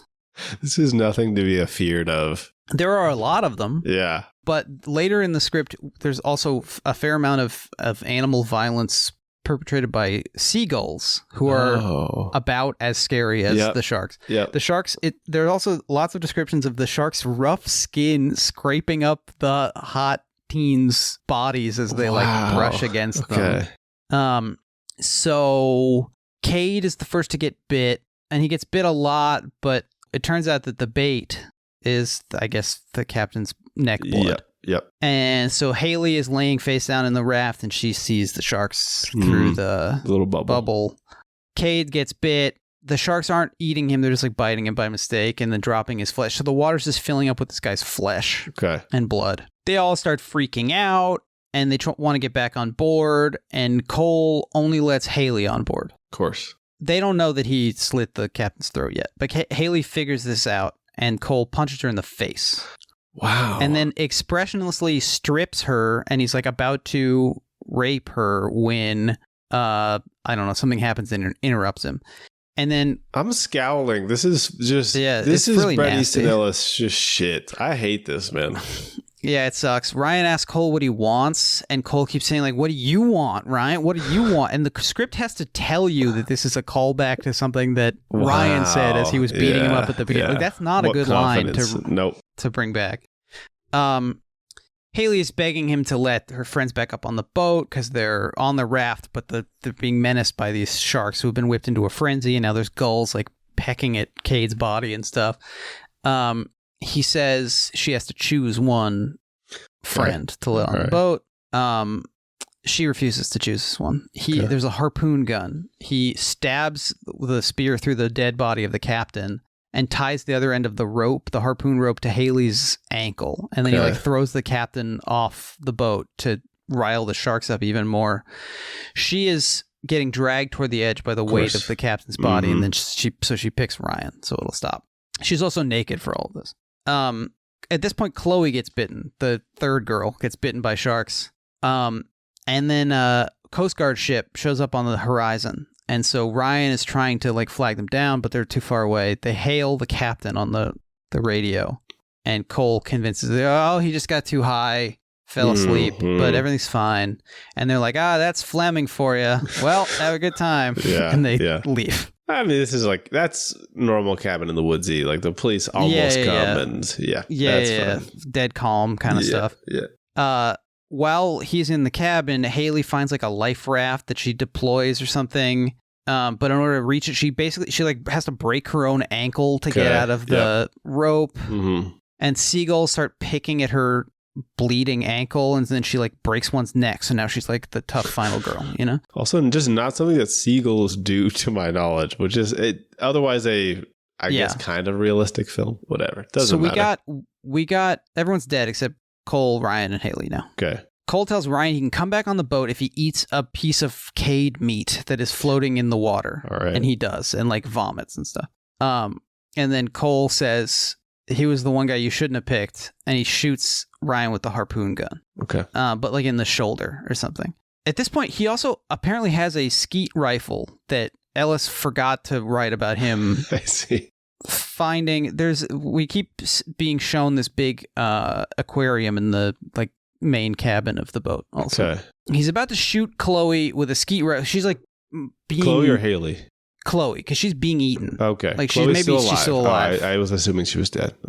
He takes aim at her, and then the sharks pull her under. But then she pops back up, and he blows her head open with the gun, just like for fun. Sorry, Trisha is still alive, but Trisha gets grabbed by sharks, and they drag her so quickly toward the boat that her skull cracks open on the hull of the boat, and she dies. I mean, look, I want to stop down. You and I like a messy, nasty horror movie sometimes. Sometimes I've found also that reading scripts, the nastiness jumps out a lot more than seeing films. To me too, because you can't undercut it with editing or music or sort of like visual lack of seriousness. I get it. And also, the script can often be more violent and nasty than the film ends up being to get the rating they want. Yep. At this point, Cole takes Haley to the bedroom and tells her that he loves her. And she says, like, I don't know you. And then she realizes that Ryan has heroically pulled the spear out of his arm or out of his shoulder and has made like a makeshift step on the hull of the boat so he can climb. So she's hearing this, and she's like, I want you. Like, I'll do anything you want to buy time. But he figures out what's happening and leaves her and locks her in the bedroom. So she climbs through like a porthole and gets pecked at by gulls. Ryan confronts Cole in the main cabin. He has a flare gun that he shoots Cole with, and hits him in the leg or something. But then Cole shoots him through the chest with the harpoon, and it launches him all the way out of and off the ship. So he's donezo. Also, let's not forget that Bret Easton Ellis, you could call this typical sort of like miserableism, there are no heroes type stuff, but Ryan we're supposed to be cheering for. He's a guy who pissed in this guy's mouth at an earlier point in the movie. Yeah, we'll get to that in a second. Then Haley has a kitchen knife and cuts him and like tackles him into this big aquarium, which cracks and all the water comes out, and the water just like pushes him out of the boat and off the deck and into the water. I see. And then we cut back to Dixon Plaza at UCLA. Wow. Where Haley has a prosthetic foot and she is with her friend Rain. So actually, she was friends with the other girl that this guy his sort of kind of ex. Yeah. And Rain says, there's someone looking at us. He has a FedEx uniform and a scar. Freeze frame. End of film. Yeah. Okay. It's so bad. The class politics are obviously very bad. Yeah. We're like the one poor guy, because he even mentions at some point that like he took this job to prove to his mom back in Michigan that he could do something on his own, whatever. Yeah. There's and Ellis refers at one point, I sent this to you, like there's an explicit reference to Cole being in the glass coffin of a car, like gliding past the world or something. That bad taxi driver stuff. Bad taxi driver. Yeah. It's just nasty. It's so misogynist and also sounds boring. It sounds really boring. Sounds bad. And look, this is what I brought up earlier. I know Schrader didn't write this, but this is what worries me.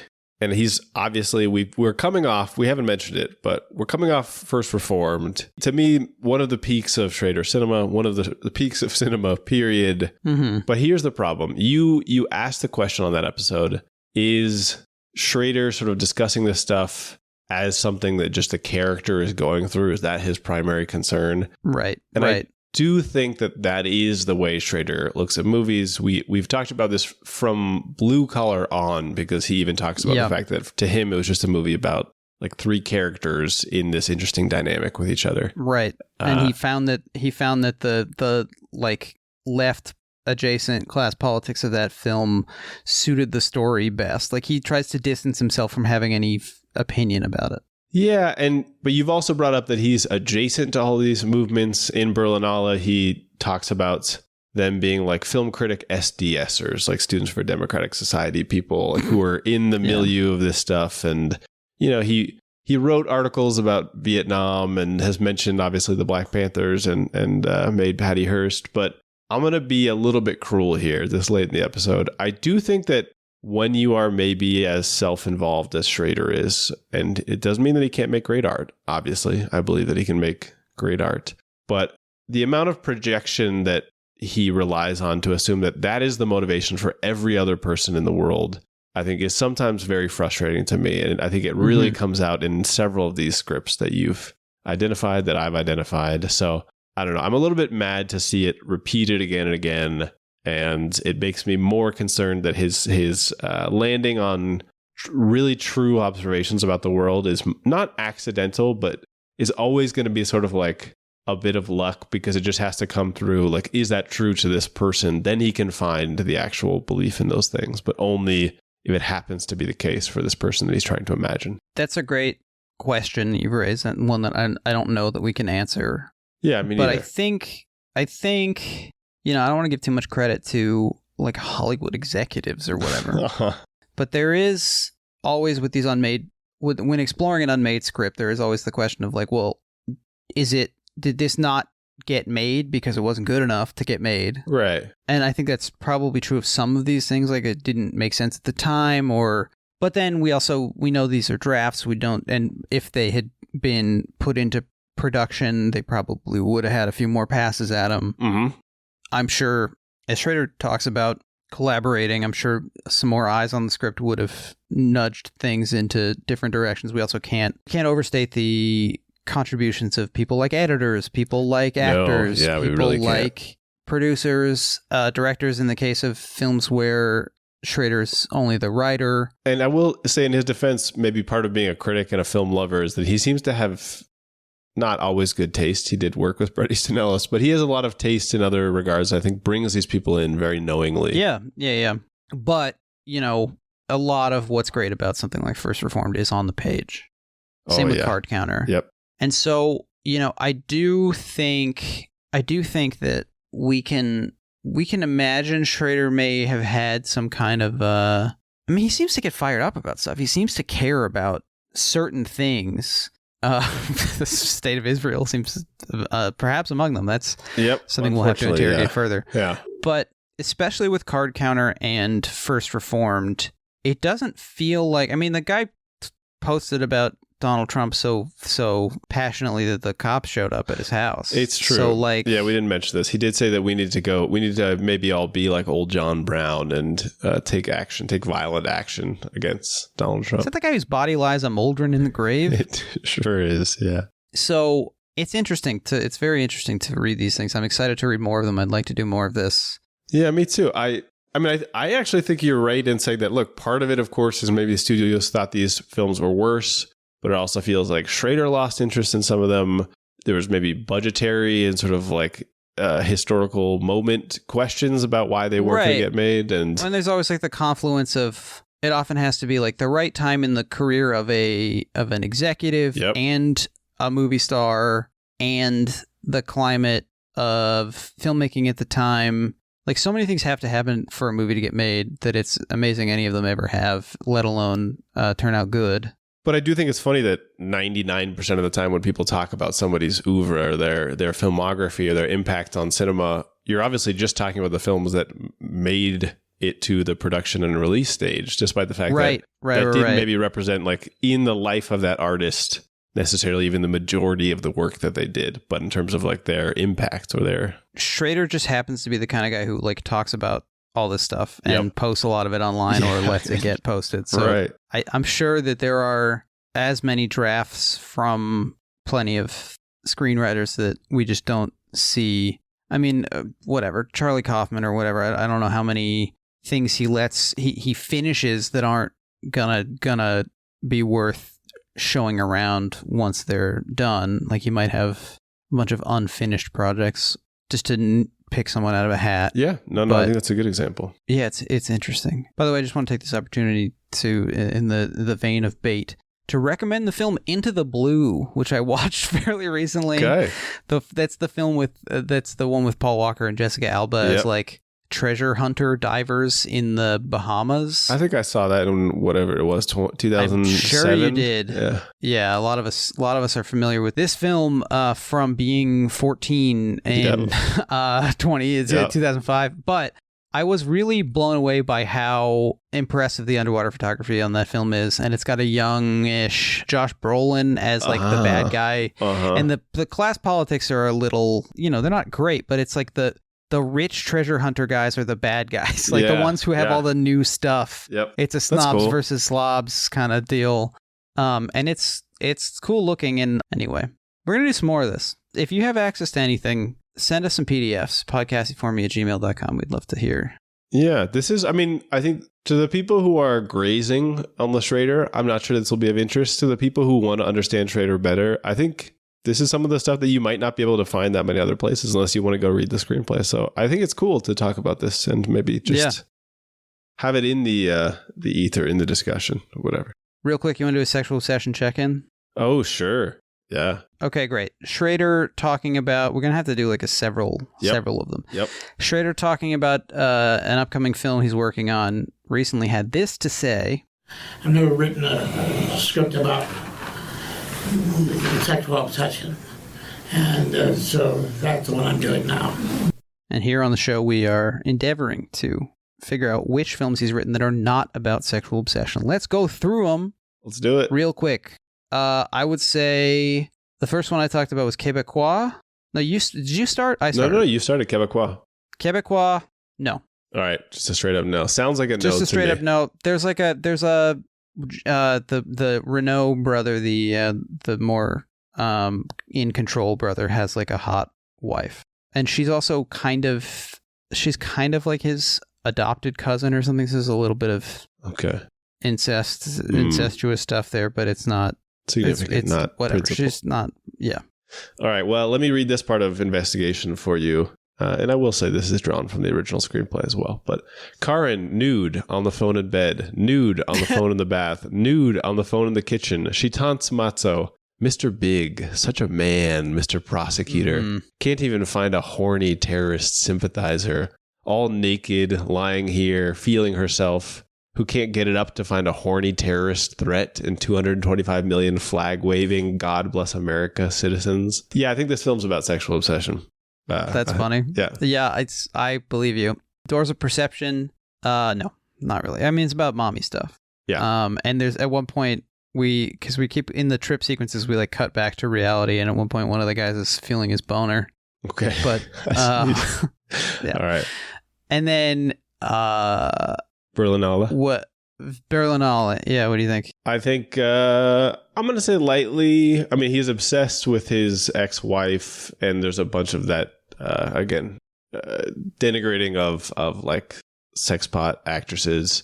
I don't know if it's the main feature. I'm going to give it one of our classic maybe kind ofs, but he gives her a long, explicitly as it says in the play, a long sexual kiss, and which I think is probably what also maybe what he wrote into Light Sleeper, their hallway kiss. I don't know. I could imagine him characterizing it similarly. All right. So I'm going to say a bit. What do you think about Cleopatra Club? That sounds right to me. I would say in Cleopatra Club, there's a lot of like sexual longing and like nostalgia for earlier times.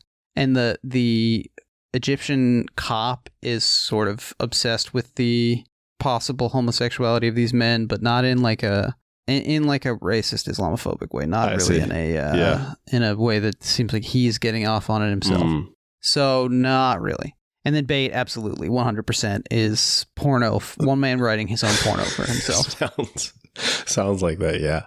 All right, that's Unmade Schrader Part 1. We're gonna return to this for sure. Did you have a good time? I had a good time. I mean, I think this is good territory. We'll see. Maybe it'll be on Patreon. Maybe we'll just drop it in like middle of the next season. I don't know. We'll find a spot for it. We gotta fill some space till O Canada comes out too. So we'll figure some stuff out. All right. In the meantime, remember to subscribe, rate us, write a review. Helps us on the algorithm. If you like the show, tell a friend, tell your dad. Write a screenplay. Follow us on Twitter and Instagram. Don't write a screenplay. No, we got enough. Yeah. Unless you're already, if you've started it, that's fine. But like, if you're wondering, should I write the screenplay? Probably not. Do something. I guess write a novel. Make a cabinet. Go for a walk. Make a cabinet. Go for a walk. Make some of those seed bombs. Yes. That you just throw onto a hillside. Yeah, those Japanese are cool. sustainable seed bombs. I like it. Yes. Follow us on Twitter and Instagram at Podcastiforme. If you have any comments, questions, or concerns, or are interested in co-hosting a two-person Paul Schrader podcast, you can email us at podcastiforme@gmail.com. All of this is at podcastiforme.com and shootingyourselfinthehead.com. Thank you to Jeremy Allison for our artwork. We'll be back next week with T-Card Counter. That's right. Big one. Yeah. And until then, for Ian Ryan, I'm J. Daniel Serwin. Bye-bye. Bye.